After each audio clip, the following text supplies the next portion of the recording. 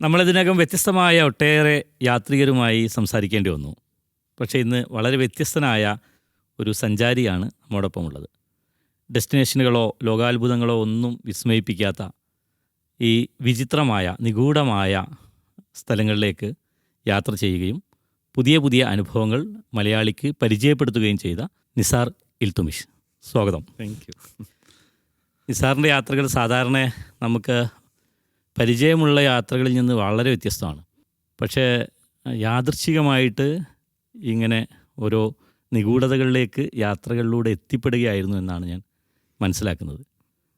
അത് കണ്ട കാഴ്ചകളൊക്കെയും പുസ്തകങ്ങളായിട്ട് മലയാളിക്ക് പരിചയപ്പെടുത്തുക കൂടി ചെയ്തു. പുതുതലമുറയ്ക്കും ചരിത്രാന്വേഷകർക്കുമൊക്കെ ഒരുപോലെ കൗതുകമുണർത്തുന്ന ഒരു പിടി പുസ്തകങ്ങൾ ആ യാത്രയുടെ ഭാഗമായി പിറന്നു എന്നുള്ളത് വളരെ സന്തോഷകരമായൊരു കാര്യമാണ്. യഥാർത്ഥത്തിൽ എങ്ങനെയാണ് നിസാർ യാത്രകൾ തുടങ്ങുന്നത്? എനിക്ക് യാത്ര എന്ന് വെച്ചാൽ അത്രയ്ക്കൊരു പാഷനാണ്. എന്ന് വെച്ചാൽ നമുക്ക് കിട്ടാത്തൊരു സാധനത്തിനോട് നമുക്ക് ഭയങ്കര ആക്രാന്തം ഉണ്ടാവും എന്നറിയില്ലേ. അതായത് എൻ്റെ ചെറുപ്പത്തിൽ ഞാൻ എൻ്റെ ഓമശ്ശേരി എന്ന് പറഞ്ഞ പ്രദേശത്ത് ഇംഗ്ലീഷ് മീഡിയത്തിൽ ആദ്യമായിട്ട് പഠിച്ച ഒരു വ്യക്തി ഞാനാണ്. എൻ്റെ ഗ്രാമത്തിൽ വൺ ഓഫ് ദ ഫസ്റ്റ് എന്ന് പറയും ഇംഗ്ലീഷ് മീഡിയം വന്ന് ആദ്യമായിട്ട് ഇംഗ്ലീഷ് മീഡിയത്തിൽ പോയ ഒരാൾ. അപ്പോൾ അതുകൊണ്ട് തന്നെ ഈ നാട്ടുകാർക്കൊക്കെ ഭയങ്കര എക്സ്പെക്റ്റേഷൻ ആയിരുന്നു എൻ്റെ മുകളിൽ. അത് ഇംഗ്ലീഷ് മീഡിയത്തിലേക്ക് ടൈയും കോട്ടും കെട്ടി ചാടി പോകുന്ന ഒരാളെ അത്ഭുതത്തോടു കൂടി ആൾക്കാർ എൻ്റെ റബ്ബേ ഓനൊരു വലിയൊരു സംഭവമാട്ടോ എന്നാണ് ആൾക്കാരൊക്കെ വിചാരിച്ചത്. അപ്പോൾ ആ ഒരു എക്സ്പെക്റ്റേഷൻ എൻ്റെ മുകളിലുണ്ട്. മാത്രമല്ല ഇംഗ്ലീഷ് മീഡിയത്തിലായതുകൊണ്ട് തന്നെ എനിക്ക് ഭയങ്കര റെസ്ട്രിക്ഷൻസ് ആയിരുന്നു. മലയാളം മീഡിയത്തിലുള്ള ആൾക്കാരോട് വർത്തമാനം പറയാൻ പാടില്ല, അവരോട് കൂടെ കളിക്കാൻ പാടില്ല, സ്കൂളിലേക്കൊരു വണ്ടി തിരിച്ചൊരു വണ്ടി. അപ്പോൾ എനിക്ക് വേൾഡുമായിട്ടൊരു കണക്ഷൻ ഉണ്ടായിരുന്നില്ല. അപ്പോൾ ഞാനൊരു ടോട്ടൽ ഒരു ബ്രോയിലർ എന്നൊക്കെ പറയുന്ന ആ പ്രയോഗത്തിൽ പെട്ടൊരു മനുഷ്യനാണ്, ഹൈലി ഇൻട്രോവേർട്ട് ആയിട്ടുള്ള ഒരാൾ. അപ്പോൾ എനിക്കത് തീരെ അങ്ങ് ഇഷ്ടപ്പെടുന്നുണ്ടായിരുന്നില്ല. എനിക്കിപ്പോൾ എൻ്റെ ഫ്രണ്ട്സ് ഇപ്പോൾ റഫീഖ് ആണെങ്കിലും റാഫിയാണ്, ഇവരൊക്കെ മലയാളം മീഡിയത്തിൽ പോയിട്ട് അവരിങ്ങനെ പറഞ്ഞു വരും, ഇന്ന് വേനപ്പാറ സ്കൂളിൽ നിന്ന് വരുന്ന സമയത്ത് മാങ്ങ എറിഞ്ഞ് തള്ളിയിട്ട് അത് ഞങ്ങളിങ്ങനെ. പിന്നെ മുനീർ എന്നൊരു ഫ്രണ്ട്, അവൻ പറയും ഞാൻ ചോറ്റുപാത്രം ഇങ്ങനെ തോട്ടിലേക്ക് ഇടുക, അങ്ങനെ നടത്ത് വീടെത്തുന്ന ചോറ്റുപാത്രം ഇങ്ങോട്ട് എടുക്കുക. അനുഭവങ്ങളൊന്നുമില്ല, നമുക്കിതൊന്നുമില്ല. അപ്പോൾ എനിക്കത് ഭയങ്കര ഒരു ഇതാണ്, എന്താ നമുക്ക് കിട്ടാത്തതിനോടുള്ള ആക്രാന്തം എന്നൊക്കെ പറയും പോലെ സ്വാതന്ത്ര്യമായിരുന്നു എനിക്കില്ലാതിരുന്നത്. അപ്പോൾ ഞാൻ എന്ത് ചെയ്യും, രാത്രി മദ്രസയിലേക്ക് പോകും. അതാണ് ആകെയുള്ളൊരു ഫ്രീഡം. 1 മണിക്കൂർ മദ്രസ മാക്സിമം ഞാൻ കട്ട് ചെയ്യും. എന്നിട്ട് ആ അങ്ങാടിയിലൂടെ ഒക്കെ നടന്ന് ഇങ്ങനെ എക്സ്പ്ലോർ ചെയ്യും. രാത്രി വീട്ടിലേക്ക് തിരിച്ചെത്തും. ആ ഒരു സ്വാതന്ത്ര്യം മാത്രമേ എനിക്ക് ഉണ്ടായിരുന്നുള്ളൂ. അങ്ങനെ 10ാം ക്ലാസ് പരീക്ഷ കഴിഞ്ഞു. പിന്നെ കഷ്ടകാലം എന്ന് പറയാം, എനിക്ക് ഹൈ ഡിസ്റ്റിങ്ഷനിൽ ഞാൻ പാസ്സായി. അത് കഷ്ടകാലം എന്ന് പറയാന്ന് വെച്ചാൽ ഈ നാട്ടുകാർ മുഴുവനും എന്നെ സെലിബ്രേറ്റ് ചെയ്തു. നിസാർ എന്തായാലും ഒരു ശാസ്ത്രജ്ഞനോ ഒരു ഡോക്ടറോ അതിൽ കുറഞ്ഞൊന്നും ആരും എക്സ്പെക്ട് ചെയ്യുന്നില്ല. ഞാനിത് കാണാപ്പാടം പഠിച്ച് അവിടെ പോയി ഛർദ്ദിച്ച് വെച്ചതാണ്, അന്ന് ബൈ ഹാർട്ട് ചെയ്താൽ. ഇപ്പം ഇന്നത്തെ പോലെ ഒന്നല്ല, ബയോളജിയൊക്കെ അതുപോലെ അങ്ങ് പഠിച്ചാൽ മതി. മാത്സ് മാത്രം കോപ്പി അടിക്കാൻ, മീൻസ് കാണാപ്പാടം പഠിക്കാൻ പറ്റില്ല. അതിൽ തോൽക്കുമെന്ന് എനിക്കൊരു പേടിയുണ്ടായിരുന്നു. പക്ഷേ കഷ്ടിച്ച് ഞാൻ മാത്സ് പാസ്സായി. അങ്ങനെ ഹൈ മാർക്കിൽ പാസ്സായതോടുകൂടി എല്ലാവരും കൂടി എന്ത് ചെയ്തു, എന്നെ ഡോക്ടറാക്കാനുള്ള ഇത് എൻട്രൻസ് കോച്ചിങ്ങിന് ഒരു ഭാഗത്ത്, സയൻസ് ഗ്രൂപ്പ് എടുക്കാനൊരു ഭാഗത്ത്. അപ്പോൾ എനിക്ക് പ്രഷർ വന്നു. പ്രഷർ, നാട്ടുകാരെ പ്രഷറും വീട്ടുകാരുടെ പ്രഷറും എല്ലാവരും കൂടി. അപ്പോൾ എനിക്ക് സത്യം പറഞ്ഞാൽ എൻ്റെ ഏറ്റവും വലിയ ആഗ്രഹം ടൂർ ഗൈഡ് ആവുകയെന്നായിരുന്നു. Welcome to Ooty, nice to meet you എന്നൊക്കെ പറഞ്ഞ് ആൾക്കാരെ this is Kappad beach, this is Calicut ഇങ്ങനെയൊക്കെ പറഞ്ഞിട്ട് ആൾക്കാരെ കാണിക്കാൻ ഭയങ്കര ആഗ്രഹമായിരുന്നു. പക്ഷേ നമ്മുടെ തറവാടിൻ്റെ മഹിമയ്ക്ക് അത് ചേരാത്തത് കൊണ്ട് ഒരു ഡോക്ടറിൽ കുറഞ്ഞ ഒന്നും ആരും സ്വീകരിക്കാൻ തയ്യാറായിരുന്നില്ല. ചേന്നമംഗലൂർ ഹയർ സെക്കൻഡറി സ്കൂളിൽ എന്നെ കൊണ്ടുപോയിട്ട് സയൻസ് കൊണ്ടിട്ടു. അങ്ങനെ ഞാൻ ഫസ്റ്റ് ഇയർ +1 അവിടെ എത്തി. +1 ഞാൻ ബോട്ടണി, സുവോളജി ഇതൊക്കെ കാണുന്ന സമയത്ത് എനിക്ക് ഭയങ്കര പേടി. ഇതൊന്നും എനിക്ക് മനസ്സിലാവുന്നില്ല. ആകെ ഇംഗ്ലീഷും മലയാളം മാത്രമേ ഇഷ്ടമുള്ളൂ. മാത്സ് 2 മാത്സ് ഉണ്ട്, ഒന്നുമല്ല 2 മാത്സ്. ഈ 2 മാത്സിൽ ഇൻ്റഗ്രേഷനൊക്കെ ഉണ്ട്, അതിൻ്റെ വള്ളി ഈ ഭാഗത്തോ വരയ്ക്കേണ്ടെന്ന് പോലും എനിക്കറിയില്ല. അങ്ങനെ കൺഫ്യൂഷൻ അടിച്ചിരിക്കുകയായിരുന്നു. ഫസ്റ്റ് ഇയർ ഒരു വിധമൊക്കെ അങ്ങനെ തള്ളിപ്പോയി. ആകെ ഞാൻ വീട്ടിൽ വന്നിട്ട് എൻ്റെ വീട്ടുകാർക്ക് എന്ത് സന്തോഷം എന്ന് വെച്ചാൽ, എൻ്റെ വീട്ടിലൊരു പത്തായം ഉണ്ടായിരുന്നു, അതിൽ കുറേ കൂറകളുണ്ടാവും. അപ്പോൾ എൻ്റെ മൂത്താപ്പൻ്റെ മക്കളെ വിളിച്ചിട്ട് പത്തായത്തിലിറക്കി 50 പൈസ കൊടുക്കും ഒരു കൂറനെ പിടിച്ചുതരാൻ. ഞാൻ അതിനെങ്ങനെ മുറിക്കും, ഡിസെക്ഷൻ ഉണ്ടായിരുന്നല്ലോ സുവോളജിയിൽ. അപ്പോൾ അതിങ്ങനെ മുറിച്ച് ഇത് മാൽഫീജിയൻ ട്യൂബ്യൂൾസ്, ഇത് മറ്റേതെന്ന് പറഞ്ഞിട്ട് അവിടെ തൂക്കിയിടും, അടുത്ത കൂറ എടുക്കുന്നത്. അപ്പോൾ ഇവരൊക്കെ വിചാരിച്ച് ഞാൻ വലിയ പോസ്റ്റ്മോർട്ടമൊക്കെ പഠിച്ച് കഴിഞ്ഞ് ഇതിനോടൊക്കെ തന്നെ വീട്ടുകാർ, ഞാൻ സർജറി ആണല്ലോ ചെയ്യുന്നത്, ഇതിങ്ങനെ നിരന്തരം ചെയ്ത് കൂറനെ തൂക്കിയിടുന്നതിലപ്പുറം എനിക്ക് സയൻസായിട്ടൊരു ബന്ധം ഉണ്ടായിരുന്നില്ല. അങ്ങനെ +2 എത്തി. 2004 ജാനുവരി ഒക്കെ എത്തിയപ്പോഴാണ് സംഘത്തിൻ്റെ ഗൗരവം മനസ്സിലാക്കി തുടങ്ങുന്നത്. വെച്ചാൽ എക്സാം വരും, റിസൾട്ട് വരും, ഈ നാട്ടുകാർ മുഴുവനും എൻ്റെ ഫ്ലെക്സിന് കാത്തിരിക്കുക. +2ലും ഇത്രയും മാർക്ക് ഞാൻ തോൽക്കുന്ന ഉറപ്പാണ്. അപ്പോൾ എനിക്ക് ഭയങ്കര പ്രഷറായി. ജാനുവരി 20, 2004 എൻ്റെ ലൈഫിലെ ടേണിംഗ് പോയിന്റ്. അന്ന് എൻ്റെ വീട്ടിൽ ആരും ഉണ്ടായിരുന്നില്ല. അപ്പം ഞാനിങ്ങനെ വിചാരിച്ചു ഇനിയിപ്പം എക്സാം എഴുതുക, തോൽക്കുക, ഇതൊക്കെ എനിക്ക് ഭയങ്കര ഒരു മാനക്കേടായിരിക്കും. മാത്രമല്ല എക്സാമിൻ്റെ ഇത് മാറ്റി നിർത്തുകയാണെങ്കിൽ എനിക്ക് ഒരു വലിയ ഇതുണ്ടായിരുന്നു. ഞാൻ ഇവിടെ ഒന്നും അല്ല ജനിക്കേണ്ട. സലീം കുമാറൊക്കെ പറഞ്ഞ വേറെ എവിടെയോ ജനിക്കേണ്ട ഒരു മഹാനായിരുന്നു. ഇവിടെ ജനിച്ചത് കൊണ്ടാണ് എനിക്കിത് പറ്റിയതെന്ന് എൻ്റെ മനസ്സെന്നോട് പറയുമായിരുന്നു. അപ്പോൾ ഇവിടെ ഒന്നും നിൽക്കേണ്ട ആളല്ല, ഒതുങ്ങി നിൽക്കേണ്ട ആളല്ല, ദൂരെ ദൂരെ ദൂരെ പോകുന്ന എന്നോട് ഞാൻ തന്നെ പറഞ്ഞുകൊണ്ടിരിക്കുന്നുണ്ടായിരുന്നു. അപ്പം ഞാൻ ഒരു ബോൾഡ് ഡിസിഷൻ ആ 20th of January ഞാൻ എടുക്കുകയാണ്. ഞാൻ വിചാരിച്ചു ആദ്യം വിചാരിച്ച ആത്മഹത്യ ചെയ്യാന്. അങ്ങനെയൊക്കെ ആലോചിച്ച് നോക്കി. പക്ഷെ അത് പറ്റുന്നില്ല. പിന്നെ ഈ കിലുക്കൻ സിനിമ ഇങ്ങനെ കണ്ട ഒരു ഇതിൽ ഞാൻ വിചാരിച്ചു രേവതിനെ പോലെ ഭ്രാന്താവാ. ഈ വീട്ടുകാരൊക്കെ വരുമ്പോഴേ നിങ്ങളൊക്കെ ആരാ എന്ന് ചോദിക്കുമ്പോൾ പറയും നിസാറിന് ഭ്രാന്ത, ഇനിയിപ്പോൾ പഠിക്കാമെന്ന് പോകണ്ട, ഇവിടെ ഒരു ചങ്ങലൊക്കെ ഇട്ടാലും അങ്ങനെയൊക്കെ പറഞ്ഞിട്ട് രക്ഷപ്പെടും. ഞാൻ വിചാരിച്ചു അതും പോസിബിൾ അല്ല. കുറേ ആലോചിച്ചപ്പോൾ വിചാരിച്ചു അതൊക്കെ എത്ര ദിവസം, 2 ദിവസമൊക്കെ ആവില്ല, 3-ാമത്തെ ദിവസം നമ്മൾ തനി നിറം പുറത്തേക്ക് വരും. ആൻഡ് തേർഡ് ഓപ്ഷൻ ആയിരുന്നു യാത്ര. അപ്പോൾ ആ യാത്ര എന്നുള്ളത് ഞാൻ അങ്ങ് ലോക്ക് ചെയ്തു. ഞാൻ വിചാരിച്ചു ഇനി മതി, ഇനി ക്ലാസ്സും പഠനം ഒന്നും വേണ്ട. ഇനി അന്നൊക്കെ നാട് വിട്ടു പോകുന്ന മനുഷ്യന്മാർ കുറേ ഉണ്ടായിരുന്നു. ഇത് ഹയർ സെക്കൻഡറി ജാനുവരി, മാർച്ചിൽ എക്സാം ജാനുവരിയിലാണിത്. അപ്പോൾ ഞാൻ എന്ത് ചെയ്തതെന്ന് വെച്ചാൽ അത് ഞാൻ തീരുമാനിച്ചു. അപ്പോൾ ആദ്യം തന്നെ കുറേ പുസ്തകങ്ങൾ വായിക്കായിരുന്നു ഞാൻ. ഇപ്പം പുസ്തകമൊന്നും വായിക്കല്ല കേട്ടോ. അന്ന് ഇഷ്ടം പോലെ ക്ലാസിക്കുകളും എല്ലാം വായിക്കായിരുന്നു.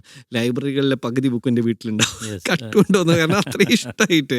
അങ്ങനെ ഈ പുസ്തകങ്ങളൊക്കെ കൂടി ഞാൻ വീടിൻ്റെ അപ്പുറത്തുള്ള മതിലിൻ്റെ അവിടെ ഇവിടെയൊക്കെ കൊണ്ടുവച്ചു. കുറച്ച് ഡ്രസ്സും എടുത്തു വെച്ചു. ഇനിയിപ്പോൾ പോകാൻ പൈസയാണ് എൻ്റെ കയ്യിലില്ലാത്തത്. അപ്പം ഞാൻ ഇന്നത്തെ പോലെ പോക്കറ്റ് മണി ഒന്നും നമുക്ക് ലാവിഷായിട്ട് കിട്ടാനില്ലല്ലോ. അവിടെ ഇവിടെയൊക്കെ കൂടി തപ്പിയിട്ട് ഒരു 50 ഉറുപ്പ്യ കിട്ടി. അത് പോരാ.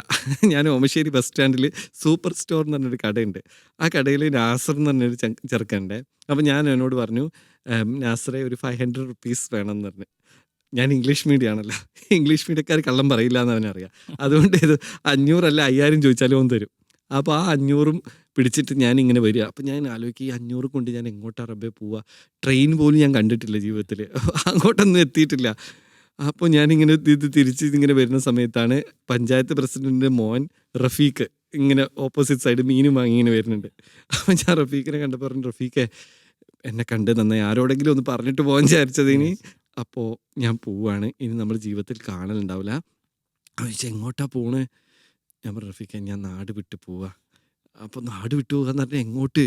ഞാൻ പറഞ്ഞു എങ്ങോട്ട് എന്നൊന്നും എനിക്ക് അറിഞ്ഞൂടെ, എങ്ങോട്ടാന്ന് പറഞ്ഞാൽ പിന്നെ നാട് വിട്ടു പോകണം എന്നറിയണം. ഞാൻ അങ്ങ് പോവും, എങ്ങോട്ടോ എത്തും. ഈ ലോകം വളരെ വിശാലം, ഞാൻ എവിടേക്കോ പോകുന്നൊക്കെ അവനോട് പറഞ്ഞു. റഫീഖിന് വളരെ ശ്രദ്ധിക്കണം, കാരണം വീട്ടുകാർ, നാട്ടുകാർ, പോലീസ് എല്ലാം വന്നിട്ട് പിടിച്ചുകൊണ്ടുപോകുന്നു പറഞ്ഞു. ഞാൻ പറഞ്ഞു എന്ത് വേണമെങ്കിലും കൊണ്ടുപോയിക്കോട്ടെ, ഞാൻ തീരുമാനിച്ചു കഴിഞ്ഞതാണെന്ന് പറഞ്ഞു. എന്നാൽ ശരി, നീ ആരോട് പറയരുതിട്ടോ എന്ന് പറഞ്ഞ് പോകുന്ന സമയത്ത് നമ്മൾ മീശമാധവനിലെ രുക്മിണിൻ്റെ കൈ പിടിക്കുമ്പോൾ റഫീഖിൻ്റെ കൈ അങ്ങ് പിടിച്ചു. എന്തേ ഞാനും പോരട്ടെ എൻ്റെ കൂടെ എന്ന് വെച്ചാൽ. ഞാൻ പറഞ്ഞു റഫീഖ് ഇനി എന്താ അറിഞ്ഞിട്ടാ? ഞാൻ സീരിയസ് ആയിട്ട് പറയാ. ഞാൻ നമ്മുടെ കെമിസ്ട്രി റെക്കോർഡിൻ്റെ ഫസ്റ്റ് പേജ് ഇങ്ങോട്ട് കയറിയിട്ട് അവിടെ എഴുതി വെച്ചിട്ടുണ്ട്, ഞാൻ പോകുന്നു, എന്നെ അന്വേഷിക്കരുത്, ആരുടെയും തെറ്റുകൊണ്ടല്ല ഞാൻ പോകുന്നത്, 20 വർഷങ്ങൾക്ക് ശേഷം വലിയൊരു ധനികനായി ഞാൻ തിരിച്ചു വരും എന്ന് മാത്രം എഴുതിയിരുന്നെങ്കിൽ ഇത്ര നാണക്കേട് ഉണ്ടാവില്ലായിരുന്നു. എന്താ അറിയോ, അതിൻ്റെ അടിയിൽ ഞാൻ NB ഇട്ടിട്ട് എഴുതി എൻ്റെ സ്റ്റാമ്പ് കളക്ഷൻ പെങ്ങളെ മോന് കൊടുക്കണം, എൻ്റെ ഫെദർ കളക്ഷൻ മൂത്താപ്പൻ്റെ മോക്ക്, കോയിൻ കളക്ഷന് ഇളയമ്മൻ്റെ മോക്ക് എന്നൊക്കെ പറഞ്ഞതൊക്കെ എഴുതി ഒപ്പിട്ടിട്ടാ റഫീഖ ഞാൻ പോരുന്നത്. ഇനിയൊരു പിന്മടക്കം ഉണ്ടാവില്ല, ഉറപ്പ്. ഞാൻ പറഞ്ഞു എനിക്ക് എന്തെങ്കിലും പ്രശ്നമുണ്ടോ? എനിക്ക് പ്രശ്നം ഉണ്ടായിട്ടില്ല, നാട് വിട്ടുപോകണമൊക്കെ ഒരു ത്രില്ലാണ്, അത് ലൈഫിൽ ഒരിക്കലേ ഉണ്ടാവുള്ളൂ. ഞാൻ എൻ്റെ കൂടെ ഉണ്ടാവും. ഈ തൻ്റേതല്ലാത്ത കാരണത്താൽ വിവാഹമോചിതം എന്നൊക്കെ പറയും പോലെ തൻ്റേതല്ലാത്ത കാരണത്താൽ എൻ്റെ കൂടെ നാട് വിട്ടു പോകുന്ന ആളാണ് റഫീഖ്. അപ്പോൾ ഞാൻ പറഞ്ഞു അങ്ങനെയാണെങ്കിൽ ഇനി നമ്മൾ കാണരുത്, ഈ ഇടവഴിയിലൊന്നും വന്ന് സംസാരിക്കരുത്, അന്ന് ഫോണൊന്നുമില്ല. അപ്പോൾ വീട്ടുകാർക്കൊരു സംശയവും കൊടുക്കരുത്. നാളെ രാവിലെ അഗസ്ത്യമൊഴി റോസ് തിയേറ്ററിൻ്റെ പാലത്തിൻ്റെ ചോട്ടിൽ, അതാണ് ഞങ്ങളെ സംഗമ സ്ഥലം, അവിടെ വെച്ചിട്ട് നമ്മൾ കണ്ടുമുട്ടും, ഗുഡ് ബൈ എന്ന് പറഞ്ഞിട്ട് ഞാൻ വീട്ടിൽ വന്നു. അവൻ്റെ വീട്ടിൽ പോയി. അന്ന് രാത്രി one of the crucial nights of my life. കാരണം ഇനി ആ വീട്ടിലേക്ക് തിരിച്ചു വരുമോ എന്ന് പോലും അറിയാത്തൊരു രാത്രി. എൻ്റെ വീട്ടുകാർ, ഉമ്മ, ബാപ്പ എല്ലാവരെയും വിട്ടിട്ട് ഞാൻ പോവുക. എന്തിനാണ് ഞാൻ പോകുന്നത്? സത്യം പറഞ്ഞാൽ പരീക്ഷ പേടിച്ചിട്ടൊന്നും അല്ല, പരീക്ഷയ്ക്കൊക്കെ ഞാൻ പാസ്സാവും, ഞാൻ വളരെ ബ്രില്യൻ്റാണ്. പക്ഷെ എന്നാലും എനിക്കറിയാത്ത എന്തോ ഒന്നാണ് എന്നെ ചെയ്തുകൊണ്ടിരിക്കുന്നത്. നിസാറെ ഈ ഇടം നിൻ്റെതല്ല, ഈ ഇടം എൻ്റെ അല്ല എന്നിങ്ങനെ പറഞ്ഞുകൊണ്ടിരിക്കുക. എനിക്കാരെങ്കിലും ഇവരോടൊന്നും കൺവിൻസ് ചെയ്യാനും പറ്റുന്നില്ല എന്താണ് എൻ്റെ പ്രശ്നം എന്ന്. നാട് വിട്ട് വന്നതിന് ശേഷം ഒരുപാട് പേര് ചോദിച്ചു എന്തിനാ നീ പോയത്, എന്തിനാ പോയത്? എനിക്ക് അന്നും പറയാൻ അറിയില്ലായിരുന്നു. പക്ഷെ ഇന്ന് എനിക്ക് ഏകദേശം മനസ്സിലാവുകയാണ്. അതായിരുന്നില്ല. ഐ ഡോണ്ട് ബിലോങ് ടു ആ ഒരു സർക്കിളിലായിരുന്നില്ല ഞാൻ ഉണ്ടാവേണ്ടത്. എനിക്ക് കുറച്ചുകൂടി ലിബറേറ്റഡ് ആയിട്ട് അങ്ങനെ പറന്നു പോകാൻ ഉള്ളൊരു ആത്മാവായിരുന്നു എൻ്റെത്. അങ്ങനെയാണ് ആ യാത്ര പോയി അങ്ങനെ പോയി. പിറ്റേ ദിവസം ഇറങ്ങി. വീട്ടിൽ നിന്ന് ബ്രേക്ക്ഫാസ്റ്റ് ഒക്കെ തന്ന് ഇങ്ങനെ പോവാ, സ്കൂളിൽ പോവാ, ചേന്നമംഗലൂർ സ്കൂളിൽ പോവാന്ന് പറഞ്ഞ് ഇറങ്ങി. വൈകാരികം ഞാൻ സ്കിപ്പ് ചെയ്യുക. കാരണം അത് ഭയങ്കരമായിട്ട്, കാരണം രാത്രി ഉറങ്ങാതെ ഓരോ ആൾക്കാരെയും പോയി കണ്ട് ഞാൻ പോവാണ് കേട്ടോ എന്നിങ്ങനെ പറഞ്ഞ് എനിക്ക് പ്രിയപ്പെട്ടതൊക്കെ വീണ്ടും വീണ്ടും തൊട്ടു, എനിക്ക് കാണേണ്ടതൊക്കെ വീണ്ടും വീണ്ടും കണ്ടിട്ടാണ് ഞാൻ ഇറങ്ങി പോകുന്നത്. അങ്ങനെ ബസ്സിൽ കയറി നമ്മുടെ റോസ് തിയേറ്ററിൻ്റെ അവിടെ കാത്തിരിക്കുക റഫീഖിന് വേണ്ടിയിട്ട്. ഞാൻ ഒരുപാട് സ്ഥലത്ത് ഈ പ്രഭാഷണം പറഞ്ഞുകൊണ്ട് എല്ലാവർക്കും ഇത് അറിയാം. എപ്പോഴും പറയും റഫീഖിനൊരു പ്രത്യേക മെഡിക്കൽ കണ്ടീഷൻ ഉണ്ട്, അറിയാലോ.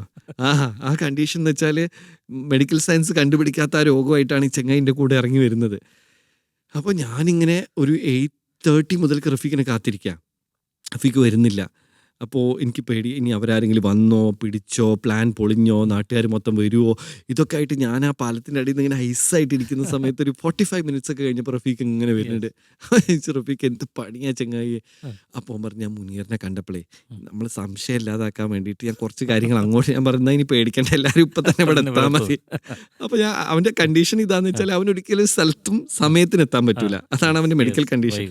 ഇന്നും അതിനൊരു ചികിത്സയും കണ്ട്. കാരണം കാലിക്കറ്റ് ഒരു പ്രോഗ്രാമിനും അവൻ ലേറ്റ് ആയിട്ടാണ് വന്നത്. ഈ ഒരു ടോക്കിന് വേണ്ടിയിട്ട് വിളിച്ചപ്പോഴും അവൻ ലേറ്റ് ആയിട്ടാണ് വന്നത്. അങ്ങനെ ഞങ്ങൾ ഓടി ബസ്സിൽ കയറി പാളയത്ത് വന്നിറങ്ങി റെയിൽവേ സ്റ്റേഷനിലെത്തി. കൗണ്ടറിൽ ചെന്നിട്ട് പറഞ്ഞു 2 ടിക്കറ്റ് എന്ന്. അപ്പോൾ അവർ ചോദിച്ചാൽ എങ്ങോട്ടാണെന്ന് പറയാനുള്ള ബോധം നമുക്ക് ഉണ്ടായിരുന്നില്ല. അപ്പോഴാണ് ഫസ്റ്റ് പ്ലാറ്റ്ഫോമിൽ ഒരു ട്രെയിൻ ഇങ്ങനെ കിടക്കുന്നത്. അപ്പോൾ ഞാൻ ചോദിച്ചു അത് എങ്ങോട്ടാണ്. അപ്പോൾ അവർ പറഞ്ഞു അത് ട്രിച്ചി വഴി ചെന്നൈയിലേക്ക് പോകുന്ന ട്രെയിൻ. അപ്പോൾ ഞാൻ പറയുന്ന റഫീഖ് നമുക്ക് ചെന്നൈയിലേക്ക് എടുത്താലോ. അപ്പോൾ ഓൻ പറഞ്ഞു, പൊന്നാരബീബേ ചെന്നൈയിലേക്കൊന്നും എടുക്കല്ലേ, നാട് ഇട്ടുകൊണ്ട് എല്ലാവരും മദിരാശിക്കാ കയറല്, തൊട്ട് പിന്നാലെ ഓമശ്ശേരിക്കാർ മുഴുവൻ ഒരു ട്രെയിനിൽ കയറി വരും, പിടിച്ചുകൊണ്ടുവരും. ആദ്യം പറഞ്ഞ സ്ഥലം ഏടാന്ന് നോക്കി. ഞാൻ പറഞ്ഞു ട്രിച്ചി, അന്ന് അങ്ങോട്ട് എടുക്കുന്ന. അങ്ങനെ അതിൽ കയറി ട്രെയിനിൽ കയറി വാതിലടിച്ച് ബാത്റൂമിലൊക്കെ കയറി. സിനിമേൻ്റെ ഒരു എഫക്റ്റ്, ടിക്കറ്റ് ഉണ്ടെങ്കിൽ ഞങ്ങൾ ബാത്റൂമിൽ കയറി. എൻ്റെ മാസ്റ്റർ ബ്രെയിൻ ആയിരുന്നു അത്. അങ്ങനെ ഫറൂഖൊക്കെ എത്തിയപ്പോൾ പതുക്കെ ബാത്റൂം തുറന്ന് നോക്കി. ഞാൻ പറഞ്ഞു റഫീഖ് ആരുമില്ല. ആ വാതിലിൻ്റെ അടുത്തുനിന്ന് ഞാൻ പറഞ്ഞു റഫീഖെ, ഇനിയാണ് നമ്മുടെ ജീവിതത്തിലെ സുവർണ്ണ കാലഘട്ടം ആരംഭിക്കാൻ പോണത്. ഏകദേശം 103 ദിവസമായിരുന്നു. 22 സംസ്ഥാനങ്ങളിലൂടെ ദാരിദ്ര്യം, പട്ടിണി, കഷ്ടപ്പാട്, ചവിട്ട്, പ്രണയം, വിശപ്പ്, ഉന്മാദം എന്നൊക്കെ പറഞ്ഞ് സർവ്വതും അനുഭവിച്ചിട്ടുള്ള 103 ദിവസങ്ങൾക്ക് ശേഷമാണ് വീട്ടിലേക്ക് തിരിച്ചു എത്തുന്നത്. അപ്പോഴേക്കും ലുക്കൗട്ട് നോട്ടീസ്, പോലീസ്, പട്ടാളം, അന്വേഷണം ഇതൊക്കെ ഒരു വഴിക്ക് നടക്കുന്നുണ്ട്. അതാണ് എൻ്റെ ജീവിതത്തിലെ ആദ്യത്തെ യാത്ര. എൻ്റെ ലൈഫിലെ ഫസ്റ്റ് ജേർണി. അതൊരു വല്ലാത്ത പുറപ്പാടായിരുന്നു. അതുവരെ കോഴിക്കോട് അങ്ങാടി വരെ എന്നെ വിട്ടിട്ടുണ്ടായിരുന്നില്ല. അപ്പോൾ ആ ഒരു വലിയ യാത്രയാണ് എൻ്റെ ലൈഫിനെ അടിമുടി അങ്ങ് ട്രാൻസ്ഫോം ചെയ്തത്. അപ്പോൾ ഈ നിസാറിൻ്റെ അന്നത്തെ ഒരു യാത്ര അതൊരു പുറപ്പാടായിരുന്നു. ആ യാത്ര പോയി അവിടങ്ങളിൽ നിന്ന് പിന്നീട് ഈ 103 ദിവസത്തിനിടയിലുണ്ടായ അനുഭവങ്ങൾ പിൽക്കാലത്ത് അത് ഓരോന്നും ഓരോ പുസ്തകങ്ങളായിട്ട് എഴുതും.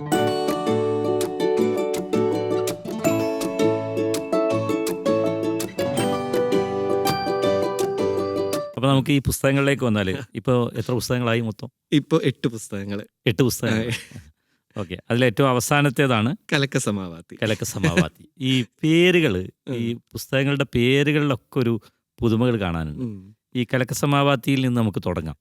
എങ്ങനെയാണ് ഈ കലക്കസമാവാതി ഉണ്ടാവുന്നത്? കലക്കസമാവാതി അത് ഈ നാട് വിടലൊക്കെ കഴിഞ്ഞ് വന്നല്ലോ. അപ്പോൾ +2 തോറ്റു, പരീക്ഷ എഴുതിയില്ലല്ലോ. അതിന് വീട്ടിലിരുന്നിട്ടാണ് പിന്നെ പഠിച്ചത് ഞങ്ങൾ രണ്ടും. പിന്നെ ഡിഗ്രിക്ക് ജോയിൻ ചെയ്തു. ഡിഗ്രി എത്തുന്ന സമയത്ത്, ഡിഗ്രിയിലെത്തുന്ന എപ്പോഴാണ്, അതിൻ്റെ മുമ്പ് ഞാൻ എഴുതിയിട്ടുണ്ട് ഈ പുസ്തകം. പക്ഷേ ഡിഗ്രി എത്തിയപ്പോഴാണ്, അപ്പോഴാണല്ലോ സുഹൃത്തുക്കളൊക്കെ. അപ്പോൾ പിന്നെ ഈ ഇംഗ്ലീഷ് മീഡിയം ഒക്കെ കഴിഞ്ഞു. മുമ്പൊരു കാര്യം, നമുക്ക് ഈ തിരിച്ചെത്തിയിട്ട് പിന്നീട് +2 വീട്ടിലിരുന്നിട്ട് എഴുതി പാസ്സായി. ഓക്കെ. ഒരു വർഷം പോയെങ്കിലും പാസ്സായി. അങ്ങനെ ഡിഗ്രി എത്തിയപ്പം പുസ്തകം പബ്ലിഷ് ചെയ്യണമെന്ന് വലിയ ആഗ്രഹം. അപ്പോൾ അപ്പോഴാണല്ലോ ഫ്രൻസിൻ്റെ ഒക്കെ ഒരു തിക്നെസ് വരിക. അപ്പോൾ മലയാളം മീഡിയം, ഇംഗ്ലീഷ് മീഡിയം ഒന്നല്ലല്ലോ, ഭയങ്കര ലിബറേറ്റഡ് ആയി നമ്മൾ. അപ്പോൾ കുറേ ആൾക്കാർ എന്നെ അനാവശ്യമായി പ്രോത്സാഹിപ്പിച്ച് എനിക്ക് ഓസ്കാർ കിട്ടുമെന്നൊക്കെ പറഞ്ഞിട്ട് എന്നെ അങ്ങ് മോട്ടിവേറ്റ് ചെയ്ത് അങ്ങനെ ഞാൻ ഈ സാധനം ഓർമ്മകളും തേടി എന്നായിരുന്നു പുസ്തകത്തിന്റെ പേര്. ആദ്യത്തെ പേര് എൻ്റെ പേരും നിസാർ എ ഓമശ്ശേരി എന്നാണ്.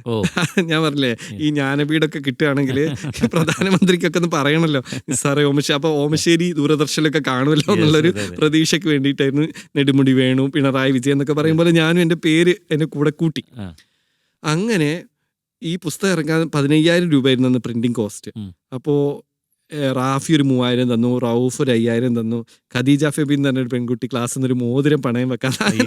കാരണം എൻ്റെ വീട്ടുകാർ ഭയങ്കര റിച്ചാ, പക്ഷെ എനിക്ക് അവരോട് ചോദിക്കാൻ പറ്റുന്നില്ല, എന്താണെന്ന് എനിക്കറിയില്ല. ഓൾറെഡി എനിക്ക് പ്രാന്താണെന്നറിയാം. ഈ പ്രാന്തിന് ഫണ്ട് ചെയ്യാൻ അവരിൽ ഉണ്ടാവുമോ എന്ന് എനിക്കൊരു സംശയം. അങ്ങനെ ഞാൻ അങ്ങനെ കഷ്ടപ്പെട്ടിട്ട് ഈ പുസ്തകം പ്രിൻ്റ് ചെയ്തു. അങ്ങനെ പ്രിൻ്റ് ചെയ്തിട്ട് ഓമശ്ശേരി അന്ന് അവിടെ ഒരു പാർട്ടി പരിപാടി, എനിക്കിതെങ്ങനെയെങ്കിലും പ്രകാശനം ചെയ്യണം. അപ്പോൾ ആരുടെ പ്രോഗ്രാം ആണെങ്കിലും എനിക്ക് പ്രശ്നമില്ല, ഇനി പള്ളിയോ മദ്രസ അമ്പലം എന്തായാലും പ്രശ്നമില്ല. അവിടെ ഒരു പൊതുപരിപാടി ഉണ്ടായപ്പോൾ ഈ പുസ്തകം പ്രകാശനം ചെയ്യാനൊരു സ്ലോട്ട് തന്നു. അപ്പോൾ ഞാൻ നോക്കുമ്പോൾ കടൽ പോലെ ആൾക്കാർ. അപ്പോൾ ഞാൻ വിചാരിക്കും 500 പോരായിരുന്നു, ഒരു 2500 അടിക്കണം, കാരണം ഈ ആൾക്കാർക്കൊക്കെ വേണ്ടേ. അതിൽ എൻ്റെ കുറേ കുടുംബക്കാരുണ്ട്, ഓരോരുത്തർ 2 കോപ്പിയെങ്കിലും അവർ വാങ്ങുന്നതാണ് ഞാൻ പ്രതീക്ഷിക്കുന്നത്. അങ്ങനെ പ്രകാശനം കഴിഞ്ഞപ്പോൾ ഞാൻ ഈ പ്രകാശനം കഴിഞ്ഞിങ്ങോട്ട് ഇറങ്ങിയപ്പോഴേക്കും ആ ക്രൗഡ് മൊത്തം എൻ്റെ ലാസ്റ്റ് പ്രോഗ്രാമാണ്, ഈ ലാസ്റ്റ് പാട്ട് പാടുക എന്നൊക്കെ പറയും പോലെ ലാസ്റ്റ് പ്രോഗ്രാം കഴിഞ്ഞപ്പോഴേക്കും വാനിഷായി, എല്ലാവരും അങ്ങ് വാനിഷായി. ഞാനും ഈ കോപ്പികളും അവിടെ ഇരിക്കുക. എനിക്ക് തോന്നുന്നു പ്രകാശനത്തിന് വന്ന പോലെ 4 കോപ്പി കൊണ്ടുപോയി, ബാക്കി 496 കോപ്പി എൻ്റെ കയ്യിലുണ്ട്. അങ്ങനെ ഞാൻ ആകെ പേടിച്ചു, കാരണം ഇത് ഈ 15000 രൂപ എനിക്ക് റിട്ടേൺ കൊടുക്കണമെങ്കിൽ ഇത് വിൽക്കണം. അതിന് ഞാൻ എന്ത് ചെയ്തെന്ന് വെച്ചാൽ, കോളേജ് വിട്ട് കഴിഞ്ഞാൽ ഉടനെ തന്നെ ബസ് സ്റ്റാൻഡിൽ വന്ന് നിൽക്കും, ഒരു 10 കോപ്പി പിടിച്ചിട്ട്. അപ്പോൾ ഞാൻ ഇങ്ങനെ നിന്നിട്ട് ഇങ്ങനെ നോക്കും, ആരെങ്കിലും വരുന്നുണ്ടോ എന്ന്. സലാം കൈ വരുന്നുണ്ട്. അപ്പോൾ ഞാൻ പറയും അസ്സലാമു അലൈക്കും, പുതിയ ബുക്ക് ഇറക്കിയിട്ടുണ്ടായിരുന്നു, ഞാൻ കേട്ടിരുന്നു കേട്ടോ എന്ന് പറഞ്ഞിട്ട് ഓരങ്ങ് പോകും. പിന്നെ എന്നെ കണ്ട് ചങ്ങായി അതാ ബുക്കും കൊണ്ട് പിടിക്കുക. ഈ വഴിക്ക് എന്നെ പേടിച്ച് ആ വഴി നടക്കാതെ ആൾക്കാർ. പിന്നെ വീട്ടിലൊക്കെ വരുമ്പോൾ സമയത്ത് മിച്ചർ ചായ ഒരു ബുക്കും കൂടി അവിടെ വെക്കും, അഥവാ ഇത് കൗതുകം കൊണ്ട് ഒരു ബുക്ക് അപ്പോൾ 50 ഉറുപ്പിക കിട്ടുമല്ലോ അങ്ങനെ. പക്ഷെ അതൊക്കെ പദ്ധതിയൊക്കെ പ്ലാനൊക്കെ ചീറ്റിപ്പോയി. ആരും വാങ്ങാതെ ആ പുസ്തകം എൻ്റെ വീട്ടിൽ കിടന്ന് കട്ടിലിൻ്റെ അടിയിൽ ഇങ്ങനെ കിടന്ന് ചെതലിരിക്കാൻ തുടങ്ങി. അപ്പം ഉമ്മ ഇങ്ങനെ ചീത്ത പറഞ്ഞു, എന്തിനാ ഈ ഇതിൻ്റെ ഉള്ളിൽ വല്ല പാമ്പ് വന്നിട്ട് അവിടെ ഇരുന്നാലോ എന്നൊക്കെ പറഞ്ഞിട്ട് ഇത് ഇവിടുന്ന് മൂവ് ചെയ്യാൻ വേണ്ടിയിട്ട് ആവശ്യപ്പെട്ടു. അപ്പം ഞാൻ എന്ത് ചെയ്തെന്ന് വെച്ചാൽ, വരുന്ന ആൾക്കാർക്ക് ഫ്രീ, അതുവരെ ചായൻ്റെ കൂടെ വെച്ച് കൊടുത്തു, പൈസ ഒക്കെ ആയിരുന്നു. പക്ഷെ ഇനി വരുന്നവർക്കൊക്കെ ഒരു കോപ്പി വെച്ച് കൊടുത്ത്, ഫ്രണ്ട്സിൻ്റെ വീട്ടിൽ 5-10 കോപ്പി കൊണ്ടുവച്ച്, ലൈബ്രറികളിൽ 10 കോപ്പി വെച്ചിട്ട് ലൈബ്രറിയിൽ കൊണ്ടുവച്ച്, എന്നിട്ട് അവരെന്നെ വിളിക്കും, മോനെ ഒരു കോപ്പി മതി എന്ന് പറയും. ഞാൻ പറയും 10 നിന്നോട്ട് ചേച്ചി, ആരെങ്കിലുമൊക്കെ വായിച്ചോട്ടെ. അങ്ങനെ ഒരുവിധം അടിയിൽ ഒരു സെറ്റ് ചെതലരിച്ച് അതൊക്കെ കൂടി കോരി കത്തിക്കുകയും ചെയ്തു. അതോടെ ഈ ഭൂമുഖത്ത് നിന്ന് ആ പുസ്തകം ഞാൻ ഇല്ലാതാക്കി. ആദ്യത്തെ പുസ്തകം ഞാനങ്ങ് കൊന്ന്. അതിന് പിന്നെ ഞാൻ വിചാരിച്ചു ഇനി ഞാൻ എഴുതൂല, കാരണം ഇതെനിക്ക് പറ്റിയ പണിയല്ല, കടപ്പെട്ടു പോയി, ഇനി ഞാനിത് എഴുതൂല എന്ന് വിചാരിച്ചു. അങ്ങനെ, കാരണം ആ പുസ്തകം പരാജയപ്പെടാനുള്ള മെയിൻ റീസൺ ഞാൻ തന്നെയാണ്. കാരണം അന്ന് എൻ്റെ പേരിനൊരു പ്രശ്നം ഉണ്ടായിരുന്നു. അതാ പേരിൻ്റെ കഥ പറഞ്ഞു. പേര് നിസാർ എ ഓമശ്ശേരി എന്നായിരുന്നു. അപ്പം ഞാൻ ഇത് എഴുതുന്ന സമയത്ത് ഞാൻ അങ്ങനെ വിചാരിക്കും, ഈ ഓമശ്ശേരിയുള്ള ആൾക്കാരാണല്ലോ ഇത് വായിക്കുക, അപ്പം അവർക്കിത് മനസ്സിലാവണം. അപ്പം ഞാനിത് ജുഗുബ്സ എന്നൊക്കെ എഴുതുമ്പോൾ ഞാൻ വിചാരിക്കും, ഇത് ജുഗുബ്സ എന്ന് എഴുതിയപ്പോൾ ഷെരീഫിനൊക്കെ മനസ്സിലാവില്ലല്ലോ, എന്നാൽ പിന്നെ അത് വെട്ട. പിന്നെ ഞാൻ വിചാരിക്കും കുറച്ച് ഇൻറ്റിമേറ്റ്, അവളുടെ ചുണ്ടിൽ അമർത്തി ചുംബിച്ചു, പഠിച്ചോനെ മദ്രസിലെ മൊലിയാരൊക്കെ ആണല്ലോ ഇത് വായിക്കാൻ പോണേ, ഇത് വായിച്ചിട്ട് ഓരോ ഇത് വിചാരിക്കും അളിയന്മാര് അതൊക്കെ വെട്ടിക്കളഞ്ഞിട്ടാണ് ഞാൻ ഈ പുസ്തകം ഉണ്ടാക്കിയത്. അതുകൊണ്ടൊക്കെ തന്നെ ആ പുസ്തകത്തിന്റെ വിധി അങ്ങനെ ആയത്. അങ്ങനെ അത് ഞാൻ എന്ത് ചെയ്തു, ഇല്ലാതാക്കി പൂർണ്ണമായിട്ടും. ആരെങ്കിലും ഒരു ബുക്ക് ഉണ്ട് എന്ന് പറഞ്ഞാൽ ഞാൻ അപ്പം തന്നെ അത് കളയെന്ന് പറഞ്ഞിട്ട് ഒഴിവാക്കിച്ചു. ആ പുസ്തകമാണോ പിന്നീട് ആ പുസ്തകം അത് കാലം കറങ്ങി, നമുക്കറിയില്ലല്ലോ ഈ പുസ്തകത്തിന് ഇങ്ങനെ ഒരു വിധി ഉണ്ടാവും എന്നുള്ളത്. ഈ 2023 ഈ പറഞ്ഞ പോലെ നൂറുൽ മുനീറുൽ പൂർണ്ണാനന്ദ എന്ന് പറഞ്ഞ പുസ്തകം, അന്ന് ഞാൻ ആദ്യം ചെയ്തത് എന്താണെന്നറിയോ, പേര് മാറ്റി.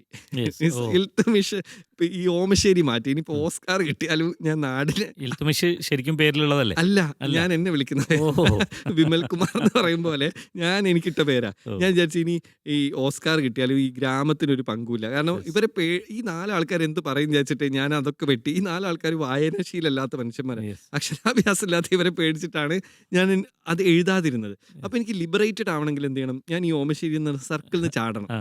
ഓമശ്ശേരി മാത്രമല്ല ലോകം, ഞാൻ ഓമശ്ശേരി മാത്രമേ അവരെ മാത്രമാണ് ഞാൻ ഫോക്കസ് ചെയ്തിരുന്നത്. അതെനിക്ക് പറ്റിയ ഏറ്റവും വലിയ അബദ്ധം. അപ്പം ഞാൻ വിചാരിച്ചു ഞാൻ ഇനി ഓമശ്ശേരി എന്ന് പറഞ്ഞാൽ ആ ഒരു ഐഡന്റിറ്റി ഉണ്ടെങ്കിലല്ലേ ഞാൻ ഇവരെ കുറിച്ച് ചിന്തിക്കുള്ളൂ. ആദ്യം തന്നെ ആ പേരങ്ങ് മാറ്റിയിട്ട് കൊള്ളാവുന്നൊരു പേര് ഞാനങ്ങ് സെലക്ട് ചെയ്ത് മുഗൾ ഡൈനാസ്റ്റിയിൽ പോയിട്ടൊരു പേരെടുത്തിട്ട് എന്നോട് ചേർത്തിട്ടു, ഒരു റോയൽ ടച്ച് കിടക്കട്ടെ. അങ്ങനെ നിസാർ ഇൽത്തുമിഷ് ആയത്, രാജരക്തം. അങ്ങനെ ഈ നൂറുൽ മുനീറുൽ പൂർണ്ണാനന്ദന്റെ പേരും ഇങ്ങനെ ആയിരുന്നില്ല, മരിച്ചവരുടെ മേൽവിലാസം ചിറകൊടിഞ്ഞ. പക്ഷേ അങ്ങനെയായിരുന്നു. ഈ ഇത് കഴിഞ്ഞിട്ട് നൂറുൽ മുനീറിലേക്ക് എത്തുന്നത് ഉടനെ തന്നെ ഇല്ല, ആഫ്റ്റർ 15 years. പിന്നെ പേന തൊട്ടിട്ടില്ല, 15 വർഷം എഴുതിയിട്ടില്ല. അങ്ങനെ ഈ പൂർണ്ണാനന്ദ എഴുതിയപ്പോൾ മരിച്ചവരുടെ മേൽവിലാസം എന്നായിരുന്നു ഇതിന്റെ പേര്. അത് തന്നെ ഒരു ചിറകൊടിഞ്ഞ ഞാനായിരുന്നു. ഞാൻ എന്ത് ചെയ്തു, അവസാന ഘട്ടം എനിക്ക് എന്തോ ഒരു ദൈവവിളി പോലെ ഈ പ്രിന്റ് അടിക്കുന്ന കവർ അടിച്ച് കയറുന്നതിന് തൊട്ട് മുമ്പ് ഞാൻ അയാളോട് പറഞ്ഞു, പബ്ലിഷറോട് പിന്നെ പേരൊന്ന് മാറ്റിയിട്ടുണ്ട് എന്ന് പറഞ്ഞു. അപ്പോൾ ചോദിച്ചു എന്താ, അപ്പോൾ എനിക്ക് തോന്നിയത് ഈ ക്യാരക്ടേഴ്സിൻ്റെ പേരിങ്ങനെ യെസ്. ക്ലബ് ചെയ്താൽ നന്നാവുമെന്ന്. ആ. അങ്ങനെ ഞാൻ എനിക്കത് പറയാൻ നാണക്കേടായതുകൊണ്ട് ഞാൻ കടലാസിൽ എഴുതി കൊടുത്തു. അപ്പോൾ ഞാൻ നൂറുൽ മുനീറുൽ പൂർണ്ണാനന്ദ്, ഇതെന്തോ ഒരുമാതിരി ഹലുവയും മത്തിക്കറിയും നൂറും മുനീറും പൂർണ്ണ ഇതൊക്കെ കൂടി എന്താണോ എന്ന് ചോദിച്ചു. പക്ഷേ അത് ആളുകൾ അക്സെപ്റ്റ് ചെയ്തു. അത് ആക്സെപ്റ്റ് ചെയ്തു. അപ്പോൾ മൂപ്പര് തല്ലിട്ടുവോന്ന് ചോദിച്ചേ, നിങ്ങൾ അടിക്കുകയെന്ന് പറഞ്ഞു. അങ്ങനെ അത് പോയി. അതും ഈ പറഞ്ഞ പോലെ 23 ഇറങ്ങിയെങ്കിലും 24 വരെ അന്ന് സുഭാഷ് ചന്ദ്രൻ സാറിനെ കൊണ്ട് കോളേജിൽ വെച്ചിട്ട് ഞാൻ പ്രകാശനം ഓ, ചെയ്യിച്ചു. ഓക്കെ. ഞാൻ അധ്യാപകനായിരുന്നു, കടമൊന്നും ഇല്ലായിരുന്നു അത് ചെയ്തപ്പോൾ. യെസ്. അപ്പോൾ എൻ്റെ കോളേജിൽ ഈ 2000 കുട്ടികളും 150 സ്റ്റാഫും ഉണ്ട്. അപ്പോൾ 2150 കോപ്പി ഷുവർ ഷോട്ടാണ്. കാരണം ഓക്കെ. ഞാനൊരു അധ്യാപകനാണ്. അതെ, അതെ. കുട്ടികൾ എന്തായാലും വാങ്ങും, ആ. പിന്നെ കൊളീഗ്സ് എന്തായാലും വാങ്ങണമല്ലോ. ഈ പറഞ്ഞ പോലെ ഈ പ്രകാശനൊക്കെ കഴിഞ്ഞ് ലാസ്റ്റ് എൻ്റെ പ്രസംഗത്തിന് ഭയങ്കര തിരക്ക്, ലാസ്റ്റുള്ള എൻ്റെ പ്രസംഗം യെസ്. കേൾക്കാൻ. അതെ, അതെ. അപ്പോൾ ഞാൻ വിചാരിച്ചു ഈ എൻ്റെ ഇത് കേൾക്കാം, നോക്കുമ്പോൾ ഇത് കഴിഞ്ഞിട്ടാണ് അവർക്ക് വടയും ചായയും കുടിക്കാൻ. അതിനുള്ളൊരു കഴിഞ്ഞോ യെസ്. അപ്പോൾ ഇത് കഴിഞ്ഞപ്പോൾ ഞാൻ പറഞ്ഞു ആരും തിരക്ക് കൂട്ടരുത്, എല്ലാവർക്കുള്ള സൈൻഡ് കോപ്പീസ് ഇവിടെ അവൈലബിൾ ആണ്. ആ. അത് പറയേണ്ട താമസം എല്ലാവരും കളം വിട്ട് പോയി. അപ്പോൾ ഞാൻ പറഞ്ഞു അല്ല മുജീബ് സാറേ ഒരു കോപ്പി അത് ലൈബ്രറി കൊടുത്താൽ മതി മോനെ, ഞാൻ വാങ്ങിച്ചോളാം. വായിച്ചോ. അപ്പം ഞാൻ ആകെ പെട്ടുപോയി. ഞാൻ വിചാരിച്ച് കാരണം 70,000 രൂപയായിരുന്നു ഇതിൻ്റെ യെസ്. എക്സ്പെൻസ്. ആ. അപ്പം ഞാനിങ്ങനെ ഇരുന്നപ്പോൾ സമയത്ത് ബികോമിൽ ഇർഷാദ് എന്ന് പറഞ്ഞൊരു സാറുണ്ട്. അവനാണ് എനിക്ക് ഇത്രയും പ്രോത്സാഹനം തന്നത്, 15 കൊല്ലത്തിന് ശേഷം എഴുതെന്ന് പറഞ്ഞിട്ട്. അങ്ങനെ ഞാൻ പറഞ്ഞു ചങ്ങായി ഇനിയൊക്കെ പറഞ്ഞിട്ടല്ലേ ഇത് അടിച്ചത്, ഇത്രയും കുമ്പാരായിട്ട് ഇവിടെ കിടക്കുക, ഇനി പുരേ കൊണ്ടുപോയ അന്നത്തെ ഒരു പഴയ ഓർമ്മ അനുഭവമുണ്ട്. ഉള്ളതുകൊണ്ട് വീണ്ടും കേൾക്കുമെന്ന് പറഞ്ഞു. അപ്പോൾ ഒരു കാര്യം എന്നാ ബാ എന്ന് പറഞ്ഞു അവന്. എന്നിട്ട് ഞങ്ങൾ എന്ത് ചെയ്തു, ഇതുപോലെ ഒരു ബണ്ടിൽ 10-25 ബുക്ക് എടുത്തിട്ട് ഓരോ സ്റ്റാഫ് റൂമിൽ കയറിയിട്ട് ഡോർ അങ്ങ് ലോക്ക് ചെയ്യും. എന്നിട്ട് പറയും 300 രൂപ എടുക്കുമെന്ന് അറിയും ഒരു ടീച്ചർ. അപ്പോൾ സാറേ ഞാൻ വായനാശീലമൊന്നും ഇല്ല, വായിക്കേണ്ട ആവശ്യമൊന്നുമില്ല, ബുക്ക് വെച്ചിട്ട് 300 തരുമെന്ന് പറഞ്ഞു. അങ്ങനെ ഞങ്ങൾ ഗൺ പോയിന്റിൽ 150 കോപ്പി അവിടെ സോൾഡ് ചെയ്തു. യെസ്. ടീച്ചേഴ്സിൻ്റെ ഇടയിൽ എല്ലാവരും കമ്പൽസറി ആയിട്ട് വാങ്ങിയിരിക്കണം ആ ഒരു ഫത്വ വെച്ചിട്ട് അത് സെല്ല് ചെയ്തു. അപ്പം പിന്നെ അവൻ പറഞ്ഞു ഇത്രയൊക്കെ ഞാൻ പ്രോത്സാഹിപ്പിച്ചിട്ടുള്ളൂ, ബാക്കി എൻ്റെ വിദ്യ അന്നു സമാധാനിച്ചോളൂ എന്ന് പറഞ്ഞു. യെസ്. അങ്ങനെ വീണ്ടും ഞാൻ ഇതൊക്കെ കൂടി വണ്ടി കയറ്റി വീട്ടിലെത്തി. വീണ്ടും ഇതുപോലൊരു കൂമ്പാര വീട്ടിൽ പ്രത്യക്ഷപ്പെട്ടപ്പോൾ അമ്മ ഇങ്ങനെ നോക്കി ഉം. ഇതെന്തായി സാധനം എന്നുള്ളത്. 1 ഇയർ അതങ്ങനെ കടന്നു, ആ. ആരും വാങ്ങിയില്ല. ഓക്കെ. അങ്ങനെ ഞാൻ കാശിയിൽ ഇങ്ങനെ പോകുന്നുണ്ടായിരുന്നു, എൻ്റെ ഇടയ്ക്ക് ഹരിദ്വാറിലും ഋഷികേശിലും ഒക്കെ പോകാറുണ്ട്. ഇൻസ്റ്റഗ്രാം അന്ന് ഞാൻ ഇടാറുണ്ട്. മീൻസ് ചെറിയ എന്തെങ്കിലും വീഡിയോസ് ഒക്കെ എടുത്തിട്ടായിരുന്നു. അതിനൊക്കെ 112 വ്യൂ 512 വ്യൂ അത്രേ ഉണ്ടായിരുന്നുള്ളൂ. അങ്ങനെ കാശിയിൽ ഞാനിങ്ങനെ ഇരുന്ന് മണികർണികയിൽ ഇങ്ങനെ ഇരുന്ന് എനിക്ക് ചുറ്റും ചെത ഇങ്ങനെ കത്തിക്കൊണ്ടിരിക്കുക. അപ്പം ഞാൻ ഭരതത്തിലെ മോഹൻലാലിനൊക്കെ പോലെ അങ്ങനെ ഇരിക്കുക ചെതൻ്റെ നടുവിൽ. അപ്പം ഇങ്ങനെ ആലോചിക്കുക ഈ ചെതകളൊക്കെ കത്തിയിട്ട് എത്ര വിറക്, ഇങ്ങനെയൊക്കെ ഓരോന്ന് ആലോചിച്ച് ഇങ്ങനെ ഇരിക്കുന്ന സമയത്ത് ഒരു ശവം ഇങ്ങനെ പറക്കുക എൻ്റെ മുമ്പിലൂടെ. അപ്പം ഞാൻ വിചാരിച്ചു ഇതെന്താ സാധനം എന്താ. അപ്പോൾ നോക്കുന്ന സമയത്ത് 2 ആൾക്കാർ ഇങ്ങനെ ആട്ടുക, അടുത്ത ചെതയിലേക്ക് എറിയുക. അപ്പം ഞാൻ എൻ്റെ ഫോൺ എടുത്തിട്ട് ഇങ്ങനെ ക്യാപ്ചർ ചെയ്തു ആ വിഷ്വൽ. ഉം. എന്നിട്ട് ഞാൻ ഇങ്ങനെ ഇട്ടു, അതായത് കാശി ഒരു വിസ്മയ ലോകമാണ്, നമുക്ക് ദഹിക്കാത്തതും അറിയാത്തതുമായിട്ട് ഒരുപാട് കാര്യങ്ങൾ കാശിയിലുണ്ട്. അതിനെക്കുറിച്ച് കൂടുതൽ അറിയണമെങ്കിൽ നിസാർ ഇൽത്തുമിഷ് എന്ന് പറഞ്ഞ ആള് നൂറുൽ മുനീറുൽ പൂർണ്ണാനന്ദ എന്ന് പറഞ്ഞ യെസ്. പുസ്തകം എഴുതിയിട്ടുണ്ട്, അത് വാങ്ങിച്ചോളൂ എന്ന് പറഞ്ഞു. അത് ഇട്ടിട്ട് ഞാൻ ഉറങ്ങി. അതിന് പിറ്റേ ദിവസം രാവിലെ തുറന്ന സമയത്ത് ഇൻസ്റ്റഗ്രാമിൽ 1.5 മില്യൺ. ഓ. ഞാൻ ഇങ്ങനെ നോക്കി ഇതെന്താ സാധനം. ഫുള്ളും കമൻറ്റിൽ ഒരു 1500ഓളം കമൻസ്. ഒരു ബുക്ക് വേണം, 1 ബുക്ക്. യെസ്. ഓ. ഒരു രാത്രി കൊണ്ട് എനിക്ക് ഭ്രാന്താവോ നാട് മൊത്തം ഭ്രാന്താവോ എന്ന് ചിന്തിച്ച് ഞാനിങ്ങനെ നോക്കിയപ്പോൾ ഓക്കെ ഇതാണ് സംഭവം. ഞാൻ നാട്ടിലെത്തി, വീട്ടിലെത്തിയപ്പോഴേക്കും 500 കോപ്പിൻ്റെ ഒക്കെ ഓർഡർ വന്നു കഴിഞ്ഞു. പിന്നെ അത് തീർന്നപ്പോൾ ഞാൻ അയാളോട് പറഞ്ഞു ഒരു 500 കൂടി അടിക്കുമെന്ന്. അപ്പോൾ പിന്നെ ഒരു 500 കൂടി അടിച്ച്, അതും തീരുന്നില്ല, 1000 വേണമെന്ന് പറഞ്ഞു. അപ്പോൾ മൂപ്പര് ചോദിച്ചു എന്താ സംഭവം എന്താ. അപ്പോൾ ഞാൻ പറഞ്ഞു ഇൻസ്റ്റഗ്രാം എന്ന് പറഞ്ഞൊരു ആ. സാധനമുണ്ട്. ആ. ഈ മൂപ്പര് ഫേസ്ബുക്ക് കണ്ടുപിടിച്ചോലും അറിഞ്ഞില്ല. യെസ്. അപ്പോൾ ഇൻസ്റ്റഗ്രാമിൽ ഇങ്ങനെ ഇട്ടാൽ ഇത് വരും എന്ന് പറഞ്ഞു. അപ്പോൾ മൂപ്പര് എന്നാ പിന്നെ നീ ഇതിനാ നോക്കിക്കണം, എനിക്ക് കൂടുതൽ ഇട്ടൂടെയെന്ന്. ആ. ഞാൻ ഉടനെ തന്നെ വീണ്ടും പോയിട്ട് ഒരുപാട് ശവങ്ങളെ ഞാൻ എടുത്തിട്ട് യെസ്. ഇതിൽ കത്തിച്ചു. ആ. അങ്ങനെ മാർക്കറ്റിംഗ് എന്താന്നുള്ളത് ഞാൻ പഠിച്ചു. അതുവരെ നമ്മൾ പറഞ്ഞിട്ടില്ലെങ്കിൽ നമ്മുടെ പുസ്തകത്തെക്കുറിച്ചോ നമ്മുടെ സിനിമയെക്കുറിച്ചോ ആരും സത്യത്തില് പറയാനുണ്ടാവില്ല. നിസാർ ഇൽത്തുമിഷിന് ഒരു മേൽവിലാസം ഉണ്ടാക്കി തന്നത് നൂറുൽ നൂറുൽ മുനീറുൽ മുനീറുൽ പൂർണ്ണാനന്ദയാണ്. അതെ. കാശിയിലെ കാശി, ഈ വാരണസിയിലെ വാരണാസിയിൽ. നേർക്കാഴ്ചകളാണത് അല്ലേ. അതായത് സത്യത്തിൽ ഈ കോഴിക്കോട്. കാഴ്ചകൾ മൊത്തത്തിൽ ഇങ്ങനെയുള്ള കാഴ്ചകളിലേക്കാണ് പിന്നീട് പോയത് മുഴുവനും. അതെ, അതിന് മുമ്പാണ് ആക്ച്വലി കൂടുതൽ പോയത്. കൂടുതൽ അതിനു മുമ്പാണ് ഈ പോയത്. ഓക്കേ. പൂർണ്ണാനന്ദ എന്ന് പറഞ്ഞാൽ ഉം.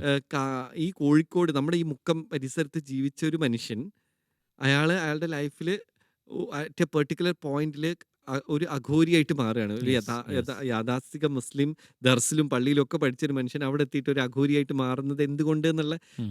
ഞാൻ ഒരു അയാൾ അന്വേഷണം. അങ്ങനെ ഒരു മനുഷ്യനെ കണ്ടു. അതാണ് യെസ്. എന്നെ ഇൻസ്പയർ ചെയ്തിട്ടുള്ളത് അവിടെ വെച്ചിട്ട്.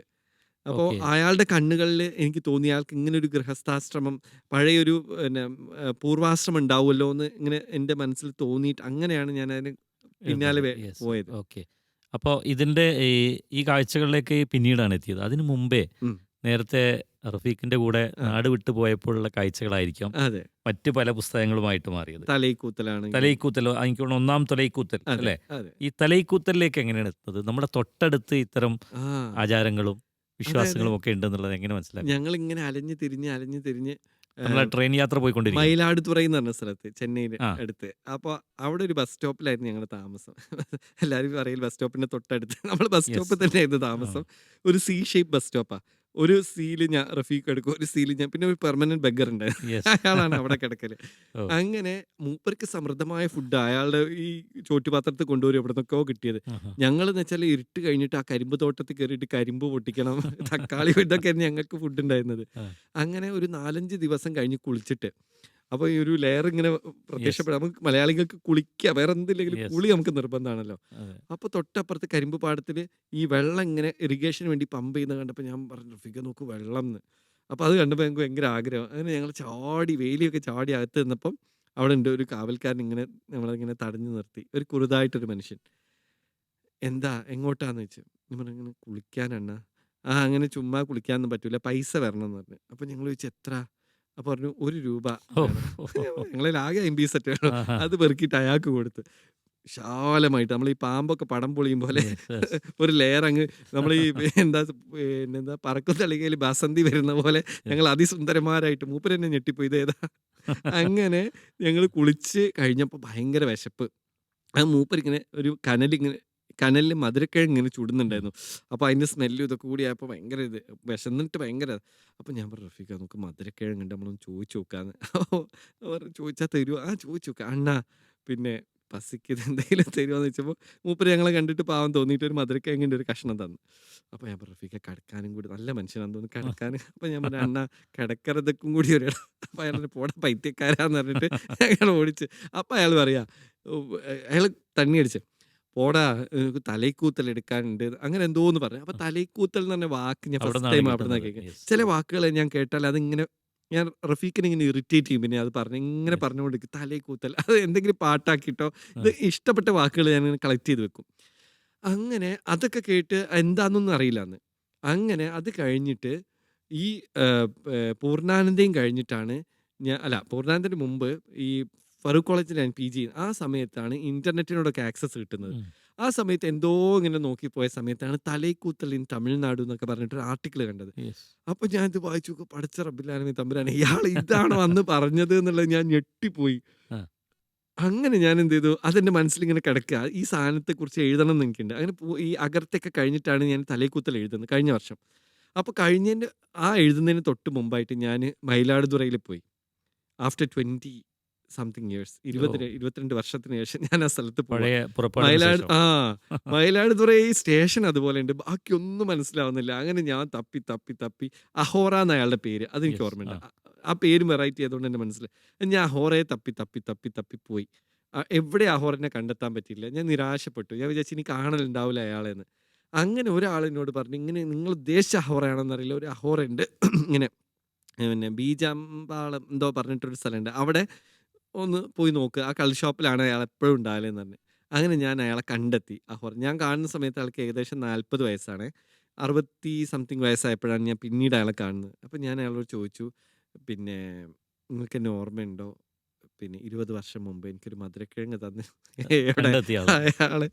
അയാൾ പറഞ്ഞ് ഓടാ എന്ന് പറഞ്ഞിട്ട്. അപ്പം ഞാനിങ്ങനെ 2-3 പ്രാവശ്യം അയാളെടുത്തപ്പോൾ അയാൾ ഇങ്ങനെ ആട്ടി ഓടിച്ചുകൊണ്ടിരിക്കുക. അയാൾ ഔട്ട് ഓഫ് സെൻസ് ആയിട്ടുണ്ട് ഓൾറെഡി. യെസ്. അപ്പം ഞാൻ അയാളോട് ചോദിച്ചു, പിന്നെ ഒരു കാര്യം ചോദിക്കട്ടെ, നീങ്ക താനേ തലൈക്കൂത്തലെടുത്ത ആള്? അത് കേട്ടപ്പോൾ അയാളങ്ങ് ഷോക്കായി. ആ. അയാളിന് ഭയങ്കരമായിട്ട് ഷൗട്ട് ചെയ്തിട്ട് ആ. കണ്ണ് പൊട്ടണ തെറി പറഞ്ഞിട്ട് എന്നെ ഓടിച്ച്. ആ. അപ്പം ഞാൻ പറഞ്ഞു അണ്ണാ വേറൊന്നിനും വേണ്ടിയിട്ടല്ല, ഞാനൊരു കാര്യം, അത് നിങ്ങൾ തന്നെ ആണോ എന്നറിയാൻ വേണ്ടി, ഞാൻ മീഡിയെന്നോ അതൊന്നും വന്നതല്ല, ആ. എനിക്ക് ജസ്റ്റ് അറിയാൻ വേണ്ടിയിട്ടാണ്. അങ്ങനെ അയാളെ കാലുമേൽ വീണ സമയത്ത് മൂപ്പര് പറഞ്ഞു ആമാ നാന്താ നിനക്ക് എന്താ വേണ്ടത്? എനിക്ക് എൻ്റെ ഒരു മകൻ മരിച്ചു, ഒരു മകൾ മരിച്ചു, ഒരു മകൻ മരിച്ചു, ഭാര്യ മരിച്ചു, അച്ഛൻ അമ്മ, എൻ്റെ സ്വത്ത് സർവ്വതും നഷ്ടപ്പെട്ടു. ഞാൻ തലൈക്കൂത്തൽ ചെയ്തിട്ടുണ്ട്. നീ പറഞ്ഞ പോലെ 20-22 വർഷം മുമ്പ് 40 പേരെ ഞാൻ കൊന്നിട്ടുണ്ട്. ഈ 40 പേരുടെ ഉയരം ഞാൻ എടുത്തിട്ടുണ്ട്. അന്ന് എൻ്റെ 300 രൂപയായിരുന്നു ഒരാളെ കൊല്ലാനുള്ള എൻ്റെ കൂലി. അതോടുകൂടി എൻ്റെ സർവ്വസ്വവും നഷ്ടപ്പെട്ടു. എൻ്റെ കുലം മുടിഞ്ഞു. ഇനി ഞാൻ മരണത്തിന് മാത്രം കാത്തിരിക്കാം. നിങ്ങൾക്ക് പറ്റുമെങ്കിൽ എന്നെ കൊന്നോളൂ എന്ന് പറഞ്ഞ അയാൾ എന്നോട്. ഓ. അത് കേട്ടപ്പോൾ എനിക്ക് ഭയങ്കര ഒരു അയാൾ മരിച്ചു എന്നാണ് എനിക്ക് തോന്നുന്നത് കേട്ടോ. അങ്ങനെ ആ സാധനമാണ് തലൈക്കൂത്തൽ. അതായത് തമിഴ്നാട്ടിലെ ഉൾഗ്രാമങ്ങളിൽ ഇപ്പോഴും തുടർന്ന് വരുന്ന തേനി, വിരുദനഗർ, ഉസ്ലാംപട്ടി തുടങ്ങിയ സ്ഥലങ്ങളിൽ പ്രായം ചെന്ന മനുഷ്യന്മാരെ കൊല്ലുകയാണ്. വിത്ത് ഫാമിലിയുടെ ഒക്കെ പെർമിറ്റ്. Yes. അതായത് തലൈക്കൂത്തൽ ആചാരം അനുസരിച്ച് ആ ഒരാളെ കൊല്ലും. തലൈക്കൂത്തൽ തുടങ്ങിയാൽ നെക്സ്റ്റ് വീക്ക് ആണെങ്കിൽ ഒരാഴ്ച മുമ്പേ അക്കം പക്കം വീടുകളിൽ ചെന്നിട്ട് അടക്കം പറയാന്ന് പറയും അവർ. അച്ഛൻ്റെ തലൈക്കൂത്തലാണ്, എല്ലാവരും വന്ന് ക്ഷമിച്ച് പങ്കെടുക്കുക. അപ്പോൾ നമ്മൾ പൊരുത്തപ്പെടിക്കാന്നൊക്കെ പറയുമ്പോൾ എല്ലാവരും വന്നിട്ട് ശരി അണ്ണ എന്നൊക്കെ പറഞ്ഞിട്ട് അങ്ങനെ പിറ്റേ ദിവസം 7:30 വെളുപ്പിന് 4 വെളുപ്പിന് എണീപ്പിച്ചിട്ട് തലയിൽ ഇങ്ങനെ കുടം കണക്കിന് വെള്ളം ഒഴിച്ചിട്ട് എങ്ങനെ ഇതിന്റെ ഈ തലൈക്കൂത്തലിന്റെ ഒരു പ്രോസസ്സ് എങ്ങനെയാ? അതാണ് ഇങ്ങനെ ഈ ഒരുപോലെ കസേരയിൽ ഇങ്ങനെ ഇരുത്തുക. എന്നിട്ട് അവരുടെ തലയിലേക്ക് ഇങ്ങനെ വെള്ളം ഇങ്ങനെ ഒഴിക്കുക. തണുത്ത വെള്ളം ധാരധാരയായി ഒഴിക്കുക. ഓൾറെഡി അവർ വീക്കായിട്ട് കിടക്കും, പനിയൊക്കെ ബാധിച്ച മനുഷ്യന്മാരായിരിക്കും. അതിനുശേഷം കരിക്ക് വെട്ടിച്ച് കുറേ കുടിപ്പിക്കും കരിക്ക്. അപ്പോൾ അവരുടെ ഈ കിഡ്നി ഫെയിലിയർ ആവുമോ അങ്ങനെ എന്തൊക്കെയാണ് അതുകൊണ്ട് ഉണ്ടാവുന്ന പൊട്ടാസ്യം ലെവൽ കൂടുമെന്നൊക്കെ അവർ പറയുന്നത്. അതിനുശേഷം മൂക്കിലേക്ക് കുറച്ച് എണ്ണ ഇങ്ങനെ ഉറ്റിക്കും. എന്നിട്ട് ഈ നനഞ്ഞ കമ്പിളി എടുത്തിട്ട് ഇങ്ങനെ പൊതിപ്പിക്കും. അപ്പോൾ 2 ദിവസം കഴിഞ്ഞ് തുറന്നു നോക്കിയാൽ ആൾ മരിച്ചിട്ടുണ്ടാവും. പിന്നെ അതൊരു സൂയിസൈഡോ കൊലപാതകമോ ഒന്നുമല്ല, ന്യൂമോണിയ ആയിരിക്കും അതിൻ്റെ റീസൺ. തണുപ്പ് കയറി ന്യൂമോണിയ വന്നിട്ടായിരിക്കും ആൾ മരിച്ചിട്ടുണ്ടാവുക. അപ്പോൾ പോസ്റ്റ്മോർട്ടം ചെയ്താൽ പോലും അറിയില്ല. അപ്പോൾ ഈ സ്ഥലങ്ങളിൽ ഞാൻ ഇത് എഴുതാൻ വേണ്ടി പോയ നിയമ സമയത്ത് തടസ്സങ്ങളൊന്നും ഇല്ലാതെ ഇപ്പോഴും അത് ആ തുടരുന്നു. അപ്പോൾ പോയ സമയത്ത് അവിടുത്തെ പ്രായം ചെന്ന ആൾക്കാരൊക്കെ ഓടിപ്പോവുക. അത്യാവശ്യം കാലിന് ആരോഗ്യമുള്ള ആൾക്കാരൊക്കെ ഓടിപ്പോവുക. കാരണം എപ്പോഴാണ് ഇവർ പിടിച്ച് കൊല്ലുകയെന്നറിയില്ല. Yes. ഓ. അപ്പോൾ അവിടുത്തെ ഈ പറഞ്ഞ പോലെ പ്രായം ചെന്ന ആൾക്കാരൊക്കെ ഇങ്ങനെ പോകുന്നെന്നാണ് പറയുന്നത് തേനിയിലൊക്കെ. Yes. ഇതേ സാധനം നമ്മുടെ നാഗർകോവിൽ സൈഡിലെത്തുമ്പോൾ നല്ലെണ്ണയ്ക്കുളി എന്നാ പറയാ. ഇതിന്റെ തന്നെ വേറെ ഇതിന്റെ വേറൊരു വിഷം. ഇത് തണുപ്പിച്ച് കൊല്ലുകയാണെങ്കിൽ മറ്റേ ചൂടാക്കി കൊല്ലുക. അതായത് നല്ലെണ്ണ ശരീരത്തിൽ തേച്ച് ഫുള്ള് നഗ്നനാക്കിയിട്ട് തേച്ച് പിടിപ്പിച്ചിട്ട് വെയിലത്തിട്ട് ഉണക്കുക. അങ്ങനെ ഇങ്ങനെ തിരിച്ചു മറിച്ചു വിട്ടിട്ട് ഉണക്കി കൊല്ലുന്ന ചടങ്ങാണ് നല്ലെണ്ണയ്ക്കുളി ഇപ്പോഴും നടക്കുന്നു. ഇപ്പോഴും ഉള്ളത്. ഓക്കെ, അങ്ങനെയാണ് തലൈക്കൂത്തലിലേക്ക് വരുന്നത്. അത് തലൈക്കൂത്തൽ. ഒരു പുസ്തകമായിട്ട് അതെ. വന്നു. ഉം. ഇതില് ഇതിന്റെ ഒരു പക്ഷേ ഇത് മലയാളത്തിൽ അതിനു മുമ്പ് ആരും അങ്ങനെ എഴുതിയതായിട്ട് ഇതിന്റെ അറിഞ്ഞിട്ടില്ല. ഇതിന് 2 ലെയർ ഉണ്ട്. ഉം. ഒരു ബാക്ക് സൈഡ് നോക്കിയാൽ നിങ്ങൾക്ക് രാജീവ് ഗാന്ധിയെ Yes. കാണാൻ പറ്റും. ആ. അത് രാജീവ് ഗാന്ധി കൊലക്കേസിലെ ഓ. അതുമായിട്ട് കാരണം ഞങ്ങൾ വർക്ക് ചെയ്തിരുന്ന ഫാക്ടറി. അപ്പോൾ ഫാക്ടറി എന്നൊക്കെ പറയുമ്പോൾ ആൾക്കാർക്ക് മാനേജറാണ്. ഞങ്ങൾ അവിടെ ക്ലീനിങ് സ്റ്റാഫായിട്ട് വർക്ക് ചെയ്തിട്ടുണ്ടായിരുന്നു പെൻഡാഡേവ എന്ന് പറഞ്ഞൊരു ഫാക്ടറിയിൽ. അപ്പം Yes. അവിടെ ഈ പെന്നലൂർ എന്ന് പറഞ്ഞൊരു ഗ്രാമമാണ് ഞങ്ങളുടെ ഫാക്ടറി ഉള്ളത്. പെന്നലൂരിൽ നിന്ന് 2 കിലോമീറ്റർ പോയാൽ ശ്രീപെരുമ്പത്തൂരെത്തി. Yes. രാജീവ് ഗാന്ധി രാജീവ് സ്ഫോടനത്തിൽ മരിച്ച സ്ഥലം. അപ്പോൾ ഈവനിങ്സിൽ ഞങ്ങൾ അവിടെ പോയിട്ടിരിക്കുകയായിരുന്നു. അപ്പോൾ അവിടെ ചെന്നപ്പോഴാണ് ഒരാളൊരു കഥ പറഞ്ഞു തരുന്നത്. അത് ശരിക്കും ഷോക്കിംഗ് ആയിട്ടുള്ളൊരു കഥയാണ്. അത് പിന്നെ കടമ്പരാജ എന്ന് പറഞ്ഞിട്ടൊരാളുണ്ട്. അയാളുടെ മോനാണ് ഈ കഥ പറഞ്ഞു തരുന്നത്. അയാളുടെ അച്ഛന് ഭയങ്കര കോൺഗ്രസ് അനുഭാവിയായിരുന്നേ. അപ്പോൾ അയാൾക്ക് രാജീവ് ഗാന്ധി എന്ന് വെച്ചാൽ ജീവനാണ്. അപ്പോൾ പക്ഷെ അയാളുടെ ജാതകത്തിൽ അയാൾ 60ാമത്തെ വയസ്സ് കഴിഞ്ഞാൽ ഉടനെ തന്നെ 3 ആഴ്ച കഴിഞ്ഞാലെങ്ങാനും ഈ പെന്നലൂർ എന്ന് പറഞ്ഞ ഗ്രാമത്തിൽ വെച്ചിട്ട് പാമ്പ് കടിയേറ്റ് മരിക്കുന്ന് എഴുതി വെച്ചിട്ടുണ്ട്. ജാതകത്തിലുണ്ട്. ജാതകത്തിൽ അത് വൈത്തീശ്വരൻ കോവിലിൽ നാഡീ ജ്യോതിഷത്തിൽ അങ്ങനെ എഴുതി വെച്ചിട്ടുണ്ട്. അപ്പോൾ 60 വയസ്സ് കഴിഞ്ഞതിന് ശേഷം ഇയാളുടെ വീട്ടിൽ നിന്ന് പുറത്തേക്ക് വിടുന്നില്ല ഭാര്യ. ഇയാളുടെ അച്ഛനാണ് തലൈക്കൂത്തൽ ചെയ്തുകൊണ്ടിരുന്നത് പാരമ്പര്യമായിട്ട്. അങ്ങനെ ഈ 1991 മെയ് 21 അങ്ങനെയാണ് രാജീവ് ഗാന്ധി Yes. അവിടെ വരുന്നത്. അപ്പോൾ ഇയാൾക്ക് എങ്ങനെയെങ്കിലും പോകണം. അപ്പോൾ ഇയാൾ വീട്ടിൽ നിന്ന് പറയും ഒരു തലൈക്കൂത്തൽ ഉണ്ടെന്ന് പറഞ്ഞിട്ട്. അപ്പോൾ ഈ ഭാര്യയെ പ്രാർത്ഥിച്ചിട്ട് എണ്ണയൊക്കെ കൊടുത്തിട്ട് പറഞ്ഞേക്കാണ്. അപ്പോൾ ഇയാളിങ്ങനെ പോകുമ്പം പെന്നലൂർ വെച്ചിട്ടാണ് പാമ്പ് കടി ഏൽക്കാന്ന് ജാതകത്തിലുള്ള. പക്ഷേ ഇയാൾക്ക് പെന്നലൂർ ഇറങ്ങേണ്ട ആവശ്യമില്ല, നേരെ ശ്രീപെരുമ്പത്തൂർ ചെന്ന് ഇറങ്ങാൻ പറ്റും. അങ്ങനെ ഇയാൾ രാജീവ് ഗാന്ധിയെ കാണാൻ വേണ്ടി പോയത്രേ. അങ്ങനെ പോയി.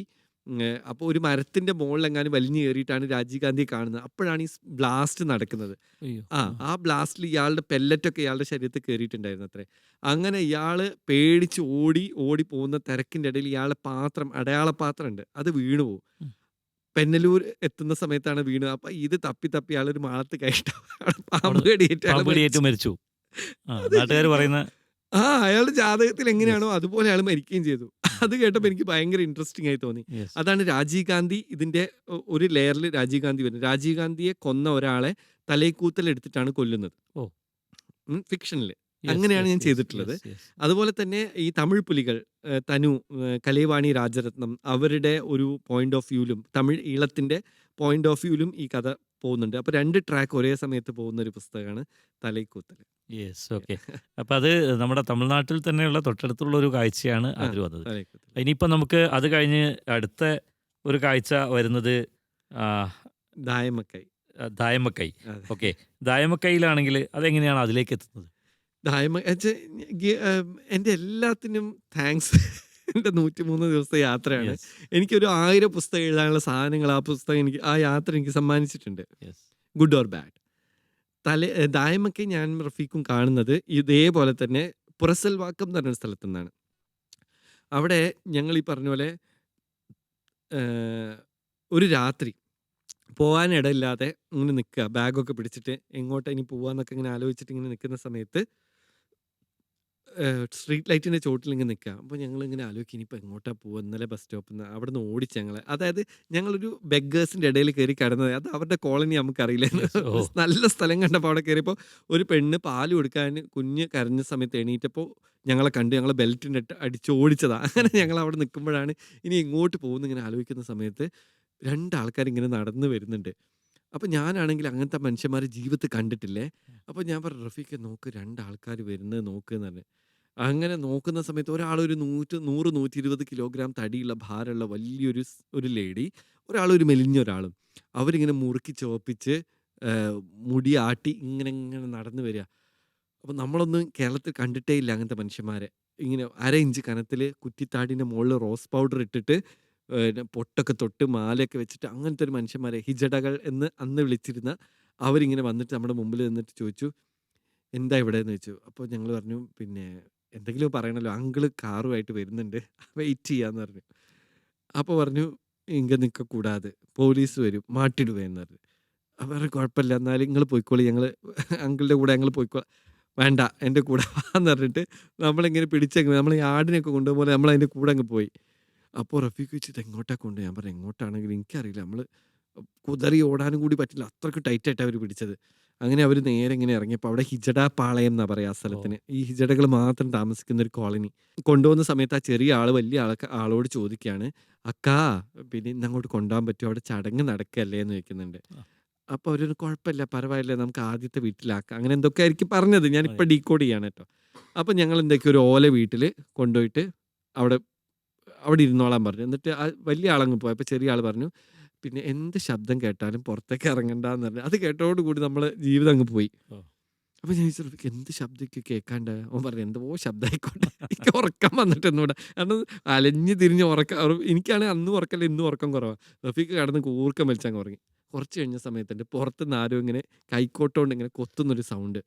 ചോദിച്ചാൽ ആരാ റബ്ബേ ഈ പാതിരാത്രിക്ക് കൊത്തുന്നത്. അപ്പോൾ ഈ ഓല വീടാണല്ലോ, ഓലക്കീറിലൂടെ ഇങ്ങനെ ഗ്യാപ്പിൽ നോക്കി. നോക്കി. ആ അപ്പോൾ വലിയ പെട്രോൾ മാക്സ് ഇങ്ങനെ കത്തിച്ചിട്ട് 4-5 ഈ പറഞ്ഞ പോലെ ഹിജടകൾ ചേർന്നിട്ട് വലിയൊരു ഖബർ ഇങ്ങനെ കുഴിക്കുക, ഒരു നീളത്തിൽ 6 അടി നീളത്തിൽ ഖബർ കുഴിക്കുക. അപ്പം ഞാൻ അത് കണ്ടോടുകൂടി എൻ്റെ ജീവിതം പോയി. ഞാൻ വിചാരിച്ചു നമ്മൾക്കൊന്നും കുഴിച്ചിട്ട് അറിയില്ലല്ലോ, വൃക്കയോ കിഡ്നിയോ എന്തോ എടുത്തിട്ട്. അപ്പോൾ റഫീഖ് ഞാൻ പറഞ്ഞു റഫീഖ് നോക്ക് കുഴി കുത്തുണ്ട്. ആ കുത്തട്ടെ, നീ കുത്തിയിട്ട് അതിൽ കുഴിച്ചിട്ടെ. അന്നപ്പോൾ ഞങ്ങൾ ബിഗ് ബോസിലൊക്കെ എത്തിയ പോലെ ആയിട്ടുണ്ട് ഓൾറെഡി. അതായത് ഒരാഴ്ച കഴിഞ്ഞപ്പോഴേക്കും ഞങ്ങൾ അടിയായി. റഫീഖ് പറയും എൻ്റെ കൂടെ വന്ന്, ഞാൻ പറഞ്ഞു എൻ്റെ കൂടെ പഞ്ഞി ഇറങ്ങി പോകുന്നതല്ലേ എന്ന് പറഞ്ഞിട്ട് അടിയാ. അപ്പോൾ പറഞ്ഞു ഇനി കുഴിച്ചിട്ട് എനിക്ക് ആവില്ല, വിശന്നിട്ട് കാണില്ല. അങ്ങനെ കുറച്ച് കഴിഞ്ഞപ്പോൾ പിന്നെ ആ സൗണ്ട് കേൾക്കാനില്ല. അപ്പോൾ എന്തൊക്കെയോ സംഭവിക്കുന്നത്. അപ്പോൾ തൊട്ടപ്പുറത്ത് ഒരു വീട് കഴിഞ്ഞ് ഏകദേശം ഇത്ര ഗ്യാപ്പുള്ള അടുത്ത വീടായി. അവിടുന്ന് മണിയടി ശബ്ദവും നിലവിളിയും ആറാട്ടും എന്തൊക്കെയോ കേൾക്കണം. അപ്പോൾ എനിക്ക് കൗതുക ലേശം കൂടുതലാണ്. ഞാനിങ്ങനെ ഇറങ്ങിയിട്ട് അപ്പുറത്തെ ഈ ഓലക്കീറിലൂടെ ഒന്ന് നോക്കിയതേ ഓർമ്മയുള്ളൂ. തല അങ്ങ് കറങ്ങിപ്പോയി. എന്താണെന്ന് വെച്ചാൽ അവിടെയാണ് ഈ ദായമക്കൈ എന്ന് പറഞ്ഞ ചടങ്ങ് നടക്കുന്നത്. അതൊരു വല്ലാത്ത ചടങ്ങാണ്. ഞാൻ ഗ്ലിംസസേ കണ്ടിട്ടുള്ളൂ കേട്ടോ. അതിൻ്റെ പൂർണ്ണ രൂപം എന്ന് പറഞ്ഞാൽ ഈ ചടങ്ങ് നടക്കുന്നതിന് അതായത് ഒരു പുരുഷൻ സ്ത്രീയായി മാറുന്ന ചടങ്ങ് അതിൻ്റെ പ്രാകൃത രൂപമാണ്. ഇപ്പോൾ മോഡേൺ സർജറി ഒക്കെ ഉണ്ട്. അപ്പോൾ അവർ ഈ ദായമ്മ എന്ന് പറഞ്ഞ ആളുടെ തലമുടിയിൽ നിന്ന് ഒരു 7 എണ്ണം പിഴുതെടുത്തിട്ട് ഒരു കയറുണ്ടാക്കിയിട്ട് ഈ പുരുഷൻ്റെ ലിംഗവും വൃഷണവും ചേർത്തിട്ട് ഇങ്ങനെ മുറുക്കി അങ്ങ് കെട്ടും, ബ്ലഡ് സർക്കുലേഷൻ ഇല്ലാതെ. എന്നിട്ട് ഒരു 1-2 മണിക്കൂർ അവർ ആ റൂമിലൂടെ ഇങ്ങനെ നടക്കും. ജയ് എല്ലമ്മ, ജയ് സന്തോഷി മാത എന്ന് പറഞ്ഞിട്ട് ഇങ്ങനെ നടന്ന് ഒരു ട്രാൻസ് മൂഡിലേക്ക് അവരിങ്ങനെ കയറും. അപ്പോഴേക്കും ബ്ലഡ് ഇങ്ങനെ ക്ലോട്ട് ചെയ്ത് ബ്ലാക്ക് കളറായിട്ടുണ്ടാവും. അപ്പോൾ സമയമായി എന്ന് അറിയുമ്പോഴേക്കും ഒരു പിൻദായമ്മയും മുൻദായമ്മയും വന്നിട്ട് കാലിങ്ങനെ വെച്ചിട്ട് അതിൻ്റെ മുകളിൽ ഇങ്ങനെ കിടത്തും, കൈ പുറകോട്ടാക്കിയിട്ട്. എന്നിട്ട് അപ്പോൾ അവിടെ ഒരു 2 അടുപ്പ് കത്തുന്നുണ്ടാവും. ഒന്നിൽ പാല് തിളപ്പിക്കുന്നുണ്ടാവും, ഒന്നിൽ വെളിച്ചെണ്ണ ഇങ്ങനെ തിളപ്പിക്കുന്നുണ്ടാവും. അപ്പോൾ ഈ സമയമായി എന്ന് അറിയുമ്പോൾ ഈ തിളച്ച വെളിച്ചെണ്ണ എടുത്തിട്ട് ഇങ്ങോട്ട് ഒഴിക്കും. എന്നിട്ട് അതേ സമയം തന്നെ ഈ കത്തി എടുത്തിട്ട് അത് അരിഞ്ഞ് കളയും. അപ്പോൾ ബ്ലഡ് മുഴുവൻ ഇങ്ങനെ ഒഴുകും. അപ്പോൾ ഈ കൂടി നിൽക്കുന്ന എല്ലാവരും കൂടി വന്ന് ബ്ലഡ് മുഴുവൻ പൊത്തിയെടുത്തിട്ട് അവരുടെ ദേഹം മുഴുവൻ തേച്ച് പിടിപ്പിച്ചു കൊടുക്കും. Yes, ഇതെല്ലാം ഈ ട്രാൻസ്ജെൻഡേഴ്സ് ആണ്. എല്ലാവരും. എന്നിട്ട് ഇവരൊരു മുറിയിലിട്ട് പൂട്ടും. എന്നിട്ട് കുറച്ച് കഴിഞ്ഞിട്ട് ഒരു 2 മണിക്കൂറൊക്കെ കഴിഞ്ഞ് നോക്കും ജീവനുണ്ടോയെന്ന്. ജീവനുണ്ടെങ്കിൽ സന്തോഷി മാതയുടെ അനുഗ്രഹമുണ്ട്, അവർക്ക് ജീവിക്കാം. ഇല്ലെങ്കിൽ നമ്മൾ നേരത്തെ കുഴിച്ച ഖബറുണ്ടല്ലോ, അതിൽ കുഴിച്ചിട്ട് മൂടും. അപ്പോൾ ഇതിൽ പലരും മരിച്ചു പോകുന്നു. 99.99% ഡെത്ത്. അപ്പോൾ ഞാൻ അവരോട് ചോദിക്കുക, എന്തിനാണ് ഇങ്ങനെ കഷ്ടപ്പെട്ട് ചെയ്യുന്നത് ദായമ്മക്കായി? അപ്പോൾ പറയുന്നത് മോഡേൺ സർജറി ആവുന്ന സമയത്ത് ബ്ലഡ് ഒന്നും പോവില്ല ശരീരത്തിൽ നിന്ന്, പുരുഷന്റെ രക്തം അതിൻ്റെ ഉള്ളിൽ തന്നെ ഉണ്ടാവും. ഇതാകുമ്പോൾ പുരുഷൻ്റെതായിട്ടുള്ള എല്ലാ രക്തവും ഒഴുകിപ്പോയിട്ട് ഇനി വരുന്ന ഓരോ കണവും സ്ത്രീയുടെ രക്തമായിരിക്കും. അപ്പോൾ കൂടുതൽ സൗന്ദര്യം ഉണ്ടാവും, സ്ത്രൈണത കൂടുന്നതാണ് ഈ ദായമ്മക്കൈ ചെയ്ത ആൾക്കാർക്ക്. എനിക്കൊന്ന് കേരളത്തിൽ ഒരാളെങ്ങാനേ ഉള്ളൂ ദായമ്മക്കൈ ചെയ്ത് സർവൈവ് ചെയ്തിട്ടുള്ളത്. ഇപ്പോഴും ഉണ്ട് ഒരാൾ. കേരളത്തിലുള്ള ആളുകളും ചെയ്തിട്ടുണ്ട്. ഒരാളെങ്ങാനും ചെയ്തിട്ടുണ്ട്, ബാക്കി ചെയ്തിട്ടുണ്ടാവും, പക്ഷെ സർവൈവ് ചെയ്തിട്ടുള്ളത് ഒരാൾ മാത്രം. ഇതെല്ലാം തമിഴ്നാട്ടിൽ നിന്നുള്ള കാഴ്ചകൾ. തമിഴ്നാട്ടിൽ നേരത്തെ നമ്മൾ കണ്ടതും തമിഴ്നാട്. തലൈക്കൂത്തലുമെല്ലാം. പിന്നീട് എങ്ങനെയാണ് നമ്മൾ ഈ വെസ്റ്റ് ബംഗാളിലേക്ക് എത്തിപ്പെടുന്നതും നരമുണ്ടോഖേല? ഇതാണ് നരമുണ്ടാഖേല എന്നതും വളരെ വ്യത്യസ്തമായ, വളരെ വ്യത്യസ്തം എനിക്ക് തോന്നുന്നു. എന്നാൽ ചില സമാനതകൾ ഇതിലെല്ലാം കാണുന്നുണ്ട്. എല്ലാം പിന്നെ വിശ്വാസവുമായിട്ട് കണക്ട് ചെയ്തിട്ടാണ്. ഇതിപ്പോൾ ദായമ്മക്കൈ ആണെങ്കിലും തലൈക്കൂത്തലാണെങ്കിലും ഒക്കെ ഓരോ ദൈവത്തിനെ പ്രസാദിപ്പിക്കാനൊക്കെ തന്നെയാണ് ഇവർ ചെയ്യുന്നത്. ഈ സന്തോഷി മാതയ്ക്ക് വേണ്ടിയിട്ടാണ് ഇവരിത് ചെയ്യുന്നത്, ദായമ്മക്കൈ ചെയ്യുന്നത്. അപ്പം മറ്റേത് അവർ പറയുന്നത് ഇവരെ എളുപ്പമാക്കി കൊടുക്കാന്ന മരണം. ഏറ്റവും വലിയ ടോർച്ചറായിട്ട് എനിക്ക് തോന്നിയത് മേഴ്സി കില്ലിംഗ് ആണ് അത് പറയുമ്പോൾ. പക്ഷെ ഒരു മേഴ്സിയും ഇല്ല ഇത് ചെയ്യുന്ന സമയത്ത്. ശരിക്കും എന്താണ് നരമുണ്ടോഖേല? അതിന്റെ പ്രോസസ്സ് എങ്ങനെ? പ്രോസസ്സ് ഭയങ്കര തീവ്രമായിട്ടുള്ളൊരു പ്രോസസ്സാണ്. ഞാനത് ഭൂട്ടാനിൽ നിന്ന് വരുന്ന സമയത്താണ് അവിചാരിതമായിട്ട് ഒരാളിങ്ങനെ പറഞ്ഞതാണ് എന്നോടിങ്ങനെ. പിന്നെ ഒരു ബിരിയാണി അരി വഴിയിൽ ട്രെയിനിൽ വെച്ച ഒരാളെ പരിചയപ്പെട്ടതായിട്ട്. അതായത് ഒരാളിനോട് പറഞ്ഞു ബർദ്ധമാൻ എന്ന് പറഞ്ഞ ജില്ലയിൽ ഇപ്പൊ ബിരിയാണിക്കാറ്റ് വീശുന്ന. അപ്പൊ ഞാൻ ചോദിച്ചു എന്താ ഈ ബിരിയാണിക്കാറ്റ്? അപ്പൊ പറഞ്ഞു നിങ്ങളുടെ നാട്ടിലേക്കൊക്കെ ഉള്ള ബിരിയാണി അരി ഇല്ലേ, അത് ഇവിടുന്ന വരുന്നത്. ഇപ്പൊ പൂത്ത് ആ പ്രദേശം മുഴുവൻ ബിരിയാണി വേണമായിരിക്കും. ഞാനത് വിശ്വസിച്ചിട്ട് അങ്ങോട്ട് പോവുമായിരുന്നു. എല്ലാം നമ്മളിങ്ങനെ സ്പോട്ടിലാണ് നമുക്ക് കിട്ടുക, നമ്മൾ ഇത് അറിഞ്ഞിട്ട് അവിടെ പോയതൊന്നുമല്ല. അപ്പോൾ അങ്ങോട്ട് പോകുന്ന വഴിക്കാണ് മയൂർ എന്ന് പറഞ്ഞ ചെറുക്കൻ കയറിയിട്ട് എന്നോട് ഇങ്ങനെ പറയുന്നത്, പിന്നെ എൻ്റെ വീട്ടിൽ പിന്നെ ഞങ്ങളെ ഗ്രാമത്തിൽ നാളെ ഉത്സവമാണ്, ഏപ്രിൽ 13-ാം തീയതിയാണ് സംഭവിക്കുന്നത്. അപ്പോൾ ചോദിച്ചാൽ എന്താ ഉത്സവത്തിൻ്റെ പ്രത്യേകത എന്ന് വെച്ചപ്പോൾ അവർ പറഞ്ഞു പിറ്റേ ദിവസം പൊഹേല ബൈഷോഗ്, ബംഗാളി ന്യൂ ഇയർ ആണ്. അപ്പോൾ ഞങ്ങൾ ഭയങ്കര ആഘോഷം. അപ്പോൾ ഞാൻ ചോദിച്ചാൽ എന്താ ആഘോഷം എന്നൊന്ന് പറയുമോ? ഞങ്ങൾ കള്ള് കുടിക്കാം, കഞ്ചാവ് അടിക്കാം, നൃത്തം ചെയ്യാം.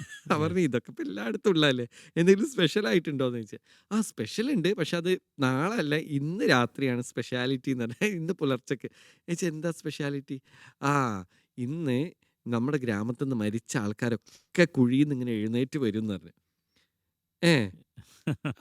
അപ്പോൾ ഞാൻ പറഞ്ഞു ഹമാര കേരൾ മേ മഹാബലി പിന്നെ ഹർ സാൽ ഇങ്ങനെ കുഴിയിൽ നിന്ന് ഇങ്ങനെ ആയേക. അപ്പോൾ പറഞ്ഞു അങ്ങനെ സങ്കല്പമല്ല, ഒറിജിനൽ ശവം നിങ്ങൾ കാണുന്ന എൻ്റെ കൂടെ പോരൂന്ന് പറഞ്ഞു. അതിന് ഞാൻ അവൻ്റെ കൂടെ സോണോ പൊളോഷി എന്നാണ് ആ ഗ്രാമത്തിൻ്റെ പേര്, പൊളോഷിയിലേക്ക് പോയി. ഈ ബർദ്ധമാനിലാണത്? ബർദ്ധമാനിന്ന് വേറൊരു റൂട്ടാണത്, വേറൊരു റൂട്ടാ. എങ്ങനെ എത്തിപ്പെട്ടെന്ന് എനിക്കറിയില്ല, എൻ്റെ കൂടെ ഒരു ആവേശത്തിൽ അങ്ങ് പോയതാ. അതിൻ്റെ അടുത്താണ് കുർമുൻ എന്ന് പറഞ്ഞുള്ള സ്ഥലം. ഇത് രണ്ടും. അങ്ങനെ ഈ പിന്നെ സോണോ പൊളോഷിയിൽ ചെന്നിറങ്ങിയപ്പോൾ അവൻ്റെ ഗ്രാമവാസികളൊക്കെ ഭയങ്കര സ്നേഹം. ബാബു ആജോ ഷോർബത്ത് പിയോ എന്നൊക്കെ പറഞ്ഞിട്ട്. അപ്പോൾ ഞാൻ വെച്ചാൽ എന്തൊരു നല്ല മനുഷ്യന്മാരെ ഇവരൊക്കെയാണ്. അപ്പോൾ ഇവൻ്റെ വീട്ടിലെത്തി വഴുതന പൊരിച്ചതും അതും ഇതൊക്കെ ആയിട്ട് ലഞ്ചൊക്കെ കഴിച്ച്. അപ്പോൾ വൈകുന്നേരം ഇങ്ങോട്ട് ആയപ്പോഴേക്കും പിന്നെ അവിടെ നിന്നൊക്കെയോ ഡ്രം ബീറ്റ്സ് ഉണ്ട്. അപ്പോൾ ഈ ചെറുക്കുണ്ട് ഫുള്ള് ഡ്രസ്സൊക്കെ ഊരിയിട്ടിട്ട് ഇങ്ങനെ ഒരു ഓട്ടം, ട്രൗസർ ഇട്ടിട്ടുണ്ട്, ബാക്കിയൊക്കെ ഊരിയിട്ടിട്ട് വീടിൻ്റെ പുറത്ത് വന്നിരിക്കുക. അപ്പോൾ ഞാൻ നോക്കുമ്പോൾ വരിയായിട്ടുള്ള വീട്ടിലുള്ള ആൾക്കാർ മുഴുവൻ ഇങ്ങനെ, പുരുഷന്മാർ മുഴുവൻ ട്രൗസർ ഇട്ടിരിക്കുക. അവിടെ സ്ത്രീകൾ ഇങ്ങനെ മണ്ണ് ചവിട്ടി കുഴച്ചുകൊണ്ടിരിക്കുക ഇങ്ങനെ.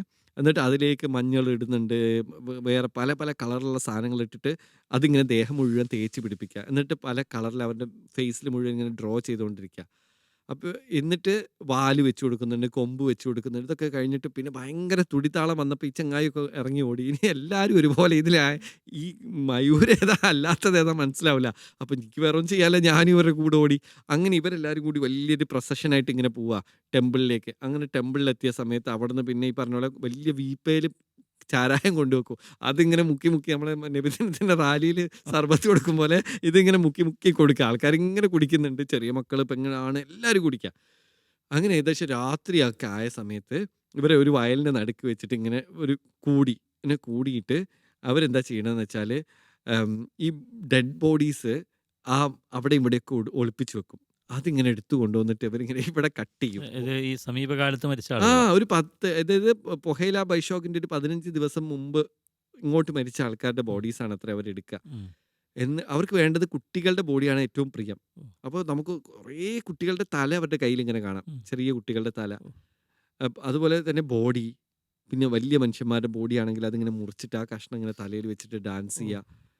ഒരു വല്ലാത്തൊരു ലോകം. ഇനി ഈ മൃഗങ്ങളുടെ ബോഡി വരെ അവർ കുഴിച്ചെടുക്കും. എന്നിട്ട് അതിന് 2 കാലും 2 കൈയും അങ്ങോട്ടും ഇങ്ങോട്ടും വലിച്ച് കീറുക, നിലത്തിട്ട് തല്ലുക എന്നൊക്കെ പറഞ്ഞിട്ട് വല്ലാത്തൊരു ഉത്സവം. അപ്പം ഞാൻ ചോദിച്ചു ഇതെന്ത് ഉത്സവമാണ് മാൻ. അവിടെ ഒരു PhD സ്കോളർ വന്നിട്ടുണ്ട്. അപ്പം ഞാൻ ചോദിച്ചു ഇതെന്ത് ഉത്സവം. അപ്പോൾ അയാളും ആക്ച്വലി ബംഗാളിയാണ്. അപ്പോൾ എന്നോട് ചോദിക്കുക, ഇന്ത്യയിൽ എവിടെയുണ്ട് സഹോദര ഈ മരിച്ചവർക്ക് ഉത്സവം കൂടാൻ പറ്റുന്ന നിങ്ങളെ കേരളത്തിൽ ഇങ്ങനെ ഉത്സവം ഉണ്ടോ? Yes. നോക്കൂ, എല്ലാ ഡെഡ് ബോഡീസും വന്നിട്ടുണ്ട് ഈ ഉത്സവം കാണാൻ. പിന്നെ അവരോടൊക്കെ എന്ത് പറയാനാ. അതാ അപ്പൊ ഈ നിറമുണ്ടോ ഖേല എന്ന് പറഞ്ഞാൽ നിറമുണ്ടോ എന്ന് അതൊരു വെച്ചാൽ ബംഗാളിയാണോ? തലയോട്ടി. ആ. ഖേൽ എന്ന് വെച്ചാൽ കളിക്കുക. തലയോട്ടി കൊണ്ട് ഫുട്ബോൾ കളിക്കുന്ന മഹോത്സവത്തിന് പറയുന്ന പേരാണ് നരമുണ്ടോ ഖേല. അപ്പൊ അതിന്റെ ഓരോ 15 ദിവസം മുമ്പ് മരിച്ച ആളുകളുടെ ആ. ബോഡി അവർക്ക് സന്തോഷമാണ്, എടുക്കാണ്. ഫാമിലിക്കൊക്കെ സന്തോഷമാണ്. കാരണം അവരൊക്കെ ഈ ഉത്സവം കാണാൻ വരികയല്ലേ. അപ്പൊ ആ ഒരു സന്തോഷത്തോടു കൂടിയാ കൊടുക്കുന്നത്. അത് അങ്ങനെ ഒരു കാഴ്ചയിലേക്ക് എത്തിപ്പെട്ടു. അതൊരു പുസ്തകമായിട്ട് മാറി. പുസ്തകമാക്കി. അത് പിന്നെ ആ. അത് നരമുണ്ടോ ഖേല ഒറ്റ സ്റ്റോറി മാത്രം. പിന്നെ അതിലേക്ക് ഒരുപാട് ഇൻസിഡൻസ് ആ പുസ്തകത്തിലുണ്ട്. ഒരു പാൻ ഇന്ത്യൻ അന്ധവിശ്വാസ അന്ധവിശ്വാസ യാത്ര yes. എന്നാണ് ആ പുസ്തകത്തിന്റെ പേര്. Okay. അതിൽ നമ്മൾ അതിന് ലാസ്റ്റിൽ ഞാൻ എഴുതിയിട്ടുണ്ട് ബ്ലർബിന്റെ, ഇത് വായിച്ചിട്ട് തലപ്പിരാന്ത് വന്നാൽ ഞാൻ ഉത്തരവാദി. അതിന് മാത്രം പ്രാന്ത് വരുന്ന കഥകളാണ് വിശ്വാസത്തിന്റെ പേരിൽ നമ്മുടെ ഈ ഇന്ത്യയിൽ കാണിച്ചു കൂട്ടുന്ന കോപ്രായങ്ങളുടെ ഒരു പുസ്തകമാണ് ഈ Yes. നരമുണ്ടോ ഖേല. Yes. ഓരോ പുസ്തകങ്ങൾ അല്ലെങ്കിൽ ഈ യാത്രകളിൽ കണ്ട ഓരോ കാഴ്ചകൾ എടുത്ത് നോക്കിയാൽ തന്നെ ഒന്ന് തലൈക്കൂത്തൽ നമ്മൾ കണ്ടു തമിഴ്നാട്ടിൽ, ദായമക്കൈ ഉം. വ്യത്യസ്തമായ ഒരു കാഴ്ചയാണെങ്കിലും ചില സമാനതകൾ അതിലുണ്ട്. ഈ ബംഗാളിലേക്ക് എത്തിയപ്പോൾ അവിടെയും ഈ ഇൽത്തുമിഷിന്റെ കണ്ണിലേക്ക് വരുന്നത് നിറമുണ്ടോ ഖേലയാണ്. അതെ. അതും ഇതുപോലെ തന്നെ കുറേ നിഗൂഢതകളുള്ള കാഴ്ചകളാണ്. അതെ. ഇത്തരം കാഴ്ചകളിലേക്ക് തന്നെ തുടരെ തുടരെ എത്തിക്കൊണ്ടിരിക്കുന്നു. ഇനിയും അത് എഴുതാൻ മാത്രം കുറേയേറെ കഥകൾ ഇനിയും ആ ഒരൊറ്റ ഇഷ്ടംപോലെ. യാത്രയിൽ തന്നെ ഉണ്ടായിട്ടുണ്ട്. ഉം. അതുപോലെ തുടർച്ചയായിട്ട് വന്ന് മറ്റ് യാത്രകളും ഉണ്ടായിട്ടുണ്ടെന്നാണ് പറഞ്ഞത്. ഈ അഗർത്ത വരുന്നത് സത്യത്തിൽ ഈ നൂറുൽ മുനീർ പൂർണ്ണാനന്ദയുടെ തുടർച്ച എന്നുള്ളതാണ് അതെ, അഗർത്ത. രണ്ടാമത്. എന്താണ് ഈ അഗർത്തയുടെ ഒരു ഇത് പറഞ്ഞ പോലെ നമുക്കൊന്നും അറിയില്ലായിരുന്നു ഇങ്ങനെ ഒരു ലോട്ടറി ആവും ഈ സാധനം എന്നുള്ള അറിയില്ലല്ലോ. അപ്പോൾ അത് ഞാനൊരു അർദ്ധോക്തിയിൽ നിർത്തിയ പുസ്തകമായിരുന്നു ഈ പൂർണ്ണാനന്ദ. ഫൈനലി അങ്ങേര് ഗംഗയിലേക്ക് ഇങ്ങനെ ചാടുന്നതായിട്ടാണ്. അത്ര മതി എന്ന് വിചാരിച്ചതായിരുന്നു. Yes. പക്ഷെ ഇത് വായിച്ചു കഴിഞ്ഞപ്പോൾ ആൾക്കാർക്ക് ചാടിയിട്ട് എന്തായി എന്നറിയാൻ ഭയങ്കര ആഗ്രഹം. Yes. അങ്ങനെ നിരന്തരമായിട്ട് ആൾക്കാരിങ്ങനെ വിളിക്കാൻ തുടങ്ങി. അങ്ങനെ ആൾക്കാരുടെ റിക്വസ്റ്റ് കാരണം അപ്പോൾ പബ്ലിഷേഴ്സ് അപ്രോച്ച് ചെയ്തു, ഇതിന് ഇങ്ങനെ ഒരു സാധ്യത ഉണ്ടല്ലോ എന്ന് പറഞ്ഞു. അങ്ങനെയാണ് ഞാൻ 2ാം ഭാഗം എഴുതുന്നത്. അപ്പോൾ പൂർണ്ണാനന്ദ വായിക്കുന്ന സമയത്ത് മനസ്സ് ഭയങ്കര വേദനയാണെന്ന് പറയും ആൾക്കാർ. അപ്പോൾ ആ വേദനയെ ഞാൻ ലിബറേറ്റ് ചെയ്യിക്കണമല്ലോ. അങ്ങനെയാണ് അഗർത്ത എഴുതിയത്. അഗർത്ത വായിച്ചു കഴിഞ്ഞാൽ മനസ്സ് ഭയങ്കര ഫിലോസഫിക്കലായിട്ട് എഴുതിയതാണ്. അപ്പോൾ മനസ്സിനൊരു ശാന്തി കിട്ടാൻ വേണ്ടിയിട്ട് എഴുതിയിട്ടുള്ള ഒരു പുസ്തകമാണ് അഗർത്ത. ആ പേര് വരുന്നത് എങ്ങനെയാ? അഗർത്ത എന്ന് പറഞ്ഞാൽ സത്യം പറഞ്ഞാൽ ദ ഇന്നർ കോർ എന്നർത്ഥം. ഈ ഭൂമിയിൽ എവിടെയോ ഉണ്ടെന്ന് വിശ്വസിക്കപ്പെടുന്ന നിഗൂഢമായിട്ടുള്ള ഒരു സ്ഥലമാണ് അഗർത്ത. നമ്മൾ വിചാരിക്കും അത് അത് പിന്നെ എപ്പിക്സിലൊക്കെ പറയുന്നത് ഷാങ്ഗ്രില, ശംഭാല എന്നൊക്കെ പറഞ്ഞ പേരിലാണ്. ഹിന്ദു പുരാണങ്ങളിൽ, ബുദ്ധിസ്റ്റിലും ജൈനയിലൊക്കെ പറയുന്നുണ്ട് ഇങ്ങനെ ഒരു സ്ഥലം ഉണ്ടെന്ന്. അപ്പോൾ നമുക്ക് വിചാരിക്കാം അതൊരു മിത്താണല്ലോ എന്ന്. പക്ഷേ US-ഉം USSR ഒക്കെ വർഷങ്ങളായിട്ട് മില്യൺസ് ഓഫ് ഡോളേഴ്സാണ് പമ്പ് ചെയ്യുന്നത് ഈ ഒരു ഇന്നർ വേൾഡ് കണ്ടെത്താൻ. അവരും വിശ്വസിക്കുന്നുണ്ട് ഇങ്ങനെ ഒരു സ്ഥലമുണ്ട്, ഒരു എനർജി സോഴ്സ് ഉള്ളൊരു സ്ഥലം. ഭൂമി, ക്രസ്റ്റ്, മാൻഡിൽ ആൻഡ് കോർ എന്ന് പറയുമ്പോൾ ഈ സ്ഥലത്ത് എവിടെയോ ഇങ്ങനെ ഒരു സ്രോതസ് ഉണ്ടെന്ന് അവരും വിശ്വസിക്കുന്നുണ്ട്. അപ്പോൾ അഗർത്ത എന്ന് പറഞ്ഞാൽ ഞാൻ ഇതിൽ പറഞ്ഞു വെക്കുന്നത് വെച്ചാൽ അത് ഓരോരുത്തരുടെയും ഹൃദയത്തിലാണ്. അഗർത്ത തേടി നമ്മളിങ്ങനെ അലയേണ്ട ആവശ്യമില്ല. ദ മോസ്റ്റ് ബ്യൂട്ടിഫുൾ പാർട്ട് അത് നമ്മുടെ ഉള്ളിൽ തന്നെയാണ് എന്ന് ഇതൊരു രണ്ടും ഒരു ട്രാവലോഗ് പോലത്തെ പുസ്തകമാണ്. ലോകം മുഴുവൻ തെരഞ്ഞിട്ടും കണ്ടെത്താത്ത ഒരു സാധനം. അഗർത്ത ഓമശ്ശേരിയിലുണ്ട്. ഓമശ്ശേരി ഉണ്ട് ഒരു അഗർത്ത. അതെ. അതെങ്ങനെ വരുന്നത്? അത് ഞാൻ യാത്ര ചെയ്യുന്ന സമയത്തെ പലപ്പോഴും ഞാൻ കടന്നിട്ടുള്ളത് ഒരിക്കൽ പോലും കണ്ടിട്ടില്ലാത്ത മനുഷ്യന്മാരുടെ വീടുകളിലാണ്. അവരെനിക്ക് ഭക്ഷണം തന്നിട്ടുണ്ട്, വസ്ത്രം തന്നിട്ടുണ്ട്, സ്നേഹം തന്നിട്ടുണ്ട്. അപ്പം യാത്ര ചെയ്യുന്ന മനുഷ്യന്മാർക്ക് മാത്രമേ അത് മനസ്സിലാവുള്ളൂ. അപ്പം ഞാൻ വിചാരിച്ചു ഞാനൊരു വീടുണ്ടാക്കുകയാണെങ്കിൽ അതെല്ലാവർക്കും കൂടി താമസിക്കാനുള്ളൊരു സ്ഥലമായിരിക്കണം. അപ്പോൾ വീട് ഹൗസ് വാമിങ് കഴിഞ്ഞപ്പോൾ തന്നെ ഞാനും വൈഫും കൂടി പറഞ്ഞു, ഈ വീട് എല്ലാവരുടെയും കൂടി വീടാണ്. ആർക്ക് വേണമെങ്കിലും നിങ്ങൾക്ക് വെക്കേഷൻ്റെ സമയത്ത് ഞങ്ങൾ ആ വീഡിയോ ചെയ്തത്. പലർക്കും ഈ വെക്കേഷന് വല്യങ്ങ് പോവാന്നൊക്കെ പറയും നമ്മൾ ഈ ലോക്കലായിട്ട്. ഉമ്മൻ്റെ വീട്ടിൽ, ബാപ്പൻ്റെ വീട്ടിൽ അങ്ങനെ പോവാൻ ഇല്ലാത്തവരും ഉണ്ടാവും. എവിടെയും പോകാനില്ലാത്ത ആൾക്കാർ. അങ്ങനെ കുട്ടികൾ പറയും, "ഉമ്മ നമുക്ക് മാത്രം എന്താ പോകാനില്ലാത്തതെന്ന്" ചോദിക്കുന്ന സമയത്ത്, "എന്നാൽ നിങ്ങൾക്ക് പോകാനൊരു ഇടമുണ്ട്. അഗർത്തയിലേക്ക് വരാം." അഗർത്ത നിസാർ ഇൽത്തുമിഷിന്റെ വീടാണ്. വീടാണ്. അപ്പോൾ നല്ല മനസ്സുള്ള ആർക്കും എപ്പോൾ വേണമെങ്കിലും വന്ന് താമസിക്കാം, ഭക്ഷണം കഴിക്കാം, പോവാം. പൈസ ഒന്നുമില്ല, ഹോം സ്റ്റേ ഒന്നുമല്ല. ആർക്ക് വേണമെങ്കിലും വരാം. എപ്പോഴും വരാറുണ്ട് ആൾക്കാർ. ആളുകളുടെ പ്രതികരണം എങ്ങനെയാ വരുന്നത്? ഭയങ്കരമായിട്ട് എപ്പോഴും ആൾക്കാർ വരും. ഒരു ആകെയുള്ള പ്രോബ്ലം ഞാൻ അവിടെ അവൈലബിൾ ആവണം എന്നുള്ള മാത്രം. കാരണം ഞാൻ എപ്പോഴും യാത്രകളിലായതുകൊണ്ട് ഞാനുള്ള സമയത്ത് എപ്പോഴും ഗസ്റ്റ് ഉണ്ടാവും അവിടെ. താമസിക്കും. ചിലർ വന്ന് പോവും. അത് ഭയങ്കര സന്തോഷമാണ്. വന്നിട്ട് എന്തെങ്കിലും കഥ പറയുന്നവർക്ക് കഥ പറയാം, പാട്ട് പാടേണ്ടവർക്ക് പാട്ട് പറയാം, പാട്ട് പാടാം. അവർക്ക് എന്തെങ്കിലും വിഷമങ്ങൾ പറയാനുണ്ടെങ്കിൽ കേൾക്കാൻ ഞങ്ങളുണ്ട്. അങ്ങനെയുള്ളൊരു കോൺസെപ്റ്റാണ്. ഓക്കെ. അപ്പോൾ ഇത്തരത്തിലുള്ള നിഗൂഢതകളുടെ കഥകൾ പറയുന്ന ഒരു കഥാകാരൻ, എഴുത്തുകാരൻ എന്ന നിലയിൽ നാട്ടുകാർ നേരത്തെ പറഞ്ഞ വീട്ടുകാരും കുടുംബക്കാരൊക്കെ മാറിയിട്ടുണ്ടാവുമല്ലോ. നമ്മുടെ ഇഷ്ടജനങ്ങളിൽ നിന്നും അല്ലെങ്കിൽ സഹൃദയരായ ഈ നമ്മുടെ ചുറ്റുപാടുള്ള ആളുകളിൽ നിന്നൊക്കെയുള്ള പ്രോത്സാഹനം, വായനക്കാരിൽ നിന്നുള്ള പ്രതികരണമൊക്കെ എങ്ങനെയായിരുന്നു?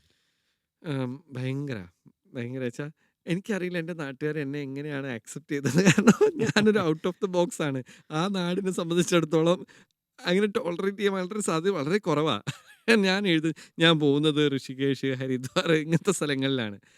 അപ്പോൾ എനിക്കറിയില്ല, ഞാൻ അറിയാതെ എന്താണ് എന്നെക്കുറിച്ച് പറയുന്നത്. പക്ഷേ അറിയുന്നിടത്തോളം എല്ലാവർക്കും എപ്പോഴും എന്ത് പ്രോഗ്രാം ഉണ്ടെങ്കിലും വിളിക്കും. അതിപ്പോൾ ഇന്ന സംഘടന എന്നില്ല, എല്ലാ സംഘടനക്കാരും, എല്ലാ മതക്കാരും, എല്ലാ ആൾക്കാരും എന്നെ വിളിക്കാറുണ്ട്. ഞാൻ പോവാറുമുണ്ട്. എനിക്കങ്ങനെ മതം നോക്കിയിട്ടോ ജാതി നോക്കിയിട്ടോ ഉള്ള സമ്പ്രദായം ഇഷ്ടമേ അല്ല ആക്ച്വലി. അപ്പോൾ പലരും പറയും ഞാൻ ഇന്നതാണ്, ഇതാണ്, അതാണെന്നൊക്കെ പല പേരുകളുണ്ടല്ലോ. ഒരു വീഡിയോ ഇടുമ്പോഴേക്കും ഞാൻ ഇന്നതായി, അടുത്ത വീഡിയോ ഇങ്ങോട്ട് ഇടുമ്പോഴേക്കും ഞാൻ ഇതായി. അങ്ങനെ പറഞ്ഞിട്ട് ആൾക്കാരിങ്ങനെ പല ലേബിൾസ് എനിക്ക് തരാറുണ്ട്. പക്ഷേ ഞാൻ റീല് കണ്ടിട്ട് 30 സെക്കൻഡ് റീല് കണ്ടിട്ട് തെറി വിളിക്കാൻ ഏത് ആൾക്കാർക്കും പറ്റും. പക്ഷേ ഒരു 300 റുപ്യ കൊടുത്തൊരു ബുക്ക് വാങ്ങി 2 ദിവസം ഇരുന്നിട്ട് അത് വായിച്ച് ആ തെറി കേൾക്കാനൊരു അഭിമാനമുണ്ട്. എന്താണോ എഴുതി വെച്ചതെന്ന് ചോദിച്ചാൽ അത് ഞാൻ കേൾക്കാൻ ബാധ്യസ്ഥനാണ്.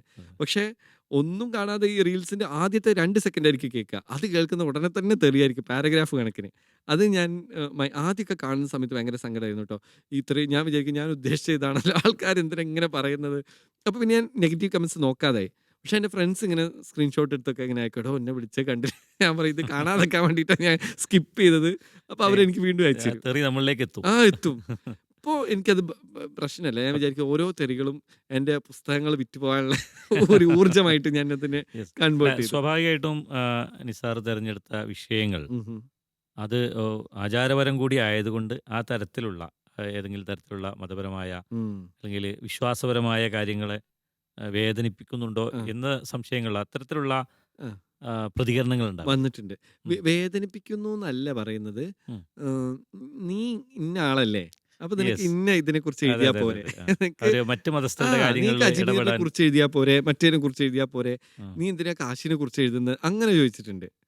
പിന്നെ അതുപോലെ തന്നെ ഇവിടുന്നും പറയും നീ എന്തിനാ കാശിനെ കുറിച്ച് എഴുതുക, എനിക്ക് ഇവിടെ എഴുതിക്കൂടെ, അങ്ങനെ ഇവരും പറയും.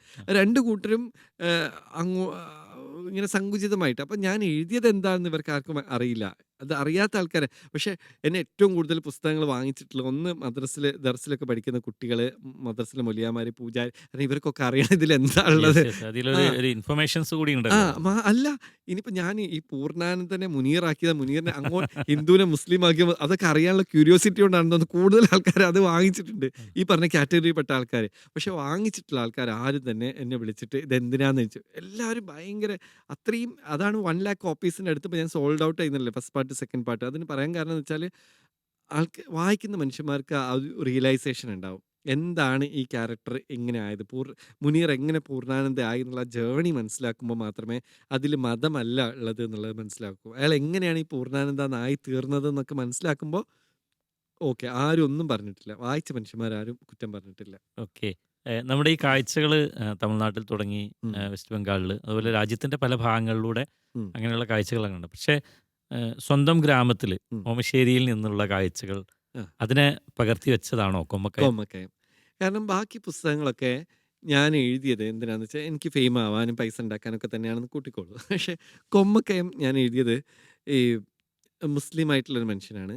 അപ്പോൾ മരിച്ചു കഴിഞ്ഞാൽ അവിടെ നിന്ന് ചോദിക്കും, എനിക്ക് ഇന്ന സ്കില്ലൊക്കെ തന്നല്ലോ, നീ സമൂഹത്തിന് വേണ്ടിയിട്ട് എന്തെഴുതി എന്നോട് ചോദിക്കുമ്പോൾ എനിക്ക് ഉയർത്തി കാണിക്കാനുള്ള പുസ്തകമാണ് കൊമ്മക്കയം. ആ കൊമ്മക്കയം കാരണം എനിക്കൊന്നും ഒരിക്കലും ചെയ്യാൻ പറ്റാത്ത ഒരു കാര്യമാണ് സെൽഫ്ലെസ് ആയിട്ട്. കാരണം ഇപ്പോൾ നമ്മളിപ്പം മീഡിയ വണ്ണിൽ നിന്ന് ചർച്ച ചെയ്യുകയാണ്, പുറത്ത് വലിയൊരു ബ്ലാസ്റ്റ് ഉണ്ടായി അല്ലെങ്കിൽ എന്തെങ്കിലും ഒരു ആക്സിഡൻറ്റ് ഉണ്ടായി, ഇവിടുത്തെ ടെക്നീഷ്യൻസോ ഇവിടുത്തെ GMO ആരും ആയിരിക്കില്ല ഓടിച്ചെല്ലുന്നത്. അവിടെ ഈ റോഡ് സൈഡിൽ മീൻ വിൽക്കുന്ന മനുഷ്യനോ ട്രോളി വലിക്കുന്ന ആൾക്കാർ, ആ ലോക്കൽസ് എന്നൊക്കെ നമ്മൾ മുദ്ര കുത്തുന്ന മനുഷ്യന്മാരുണ്ടല്ലോ, അവരാണ് ഓടിച്ചെല്ലാനുണ്ടാവുക. അവർ കട പൂട്ടിയിട്ട് കട ഇട്ടെറിഞ്ഞിട്ട് ഓടും. അങ്ങനത്തെ കുറേ മനുഷ്യന്മാരാണ് കൊമ്മക്കയത്തിലുള്ളത്. എൻ്റെ ഓർമ്മശ്ശേരിയുള്ള KP കർമ്മ എന്ന് പറഞ്ഞൊരു സംഘടന, യെസ്. ഇവിടെ പുൽപ്പറമ്പുള്ള ഷബീർ, അങ്ങനെ പറഞ്ഞ കുറേ മനുഷ്യന്മാരുണ്ട്. ഇവരൊന്നും ഹീറോസ് അല്ല ആരുടെ കണ്ണിലും. ഈ രക്ഷാപ്രവർത്തനം കഴിഞ്ഞ് കഴിഞ്ഞാൽ പിന്നെ അവരെ അടുപ്പിക്കൂല. ഈ നനഞ്ഞ തുണി കൊടുത്തിട്ട് അവരെങ്ങനെ അങ്ങോട്ട് കയറ്റിയിരുത്തുക? ഒരാൾ ഇപ്പം നമ്മളൊരു ഈ ഒരു പ്രോഗ്രാം ചെയ്യുന്ന സമയത്ത് ഒരു കളക്ടർ വന്നാലോ ഡോക്ടർ വന്നാലോ എഞ്ചിനീയർ വന്നാൽ സാറേ ഇരിക്കും സാറേ ഇരിക്കും എന്ന് പറഞ്ഞ് കസേര നമ്മൾ നീട്ടിക്കൊടുക്കും. യെസ്. പക്ഷേ ഇവരാണ് ഒരു ഒരു ഇപ്പോൾ പുത്തുമല ഇൻസിഡന്റ് ഉണ്ടായി, ഇപ്പോൾ നമ്മളെ അതെ. വെള്ളപ്പൊക്കം ഉണ്ടായി, കർമ്മ ഏതൊരു ഓമശ്ശേരിയൊക്കെ വളരെ ആ സജീവമായിട്ട് അവിടെ ഉണ്ടായിരുന്നു. ഏതൊരു ഇഷ്യൂ ഉണ്ടെങ്കിലും ഓരോ സ്ഥലത്തും ഉണ്ടാവും ഓരോ KP, അവരായിരിക്കും ഓടി വരിക. പക്ഷെ അവരെവിടെയും എഴുതപ്പെടുന്നില്ല. അപ്പോൾ എനിക്ക് വലിയ നിർബന്ധമായിരുന്നു ഇവരുടെ ഈ, കാരണം എനിക്കൊന്നും ഒരിക്കലും ഒരാളിപ്പോൾ ആക്സിഡന്റ് പറ്റിയെന്നാൽ നമ്മളിങ്ങനെ നോക്കി നിൽക്കുക എന്നല്ലാതെ യെസ്. ആ സ്പോട്ടിൽ ഇറങ്ങി ചെല്ലുക എന്നുള്ളതാണ് ഏറ്റവും വലിയ അത്തരം കാര്യം. മനുഷ്യന്മാരെ അടയാളപ്പെടുത്തിയത് അടയാളപ്പെടുത്തിയ ഒരു ഒരു പുസ്തകമാണ്. പ്രാദേശിക ചരിത്ര രചന കൂടിയാണ്. അതെ. കാരണം 10ഉം 15 ദിവസമൊക്കെ നമ്മൾ ആ ഈ കൊമ്മക്കയം എന്ന് പറഞ്ഞ ഒരു കയമാണ്. പതങ്കയം, കുറുങ്കയം, നെടുങ്കയം, ചീടിക്കയം, പാതാളക്കയം എന്ന് പറഞ്ഞ കുറേ കയങ്ങൾ നമ്മുടെ ആനക്കമ്പയിൽ ആ ഭാഗത്തേക്കുണ്ട്. എപ്പോഴും മഴക്കാലമായി കഴിഞ്ഞാൽ പിള്ളേർ വെറുതെ അങ്ങ് പോകും ഫോട്ടോ എടുക്കാൻ, വഴുതി വീഴും, അപകടങ്ങളുണ്ടാവും. അപകടങ്ങളുണ്ടാവും. ആ കുഴിയിൽ ഇങ്ങനെ വീണിട്ട് വെള്ളം ഇങ്ങനെ വീണുകൊണ്ടിരിക്കുക. യെസ്. 10ഉം 15 ദിവസം കഴിഞ്ഞാലാണ് ആ ബോഡി ഒന്ന് കിട്ടുക. യെസ്. അപ്പോൾ അത്രയും ദിവസം ഇവരൊരു ജോലിക്കും പോകുന്നില്ല, ഓട്ടോ ഓടിക്കുന്നവനും ഈ ഓടിക്കുന്നില്ല. രക്ഷാപ്രവർത്തകർ. അവർ പക്ഷെ ഒരു പൈസ പോലും വാങ്ങിക്കുകയില്ല.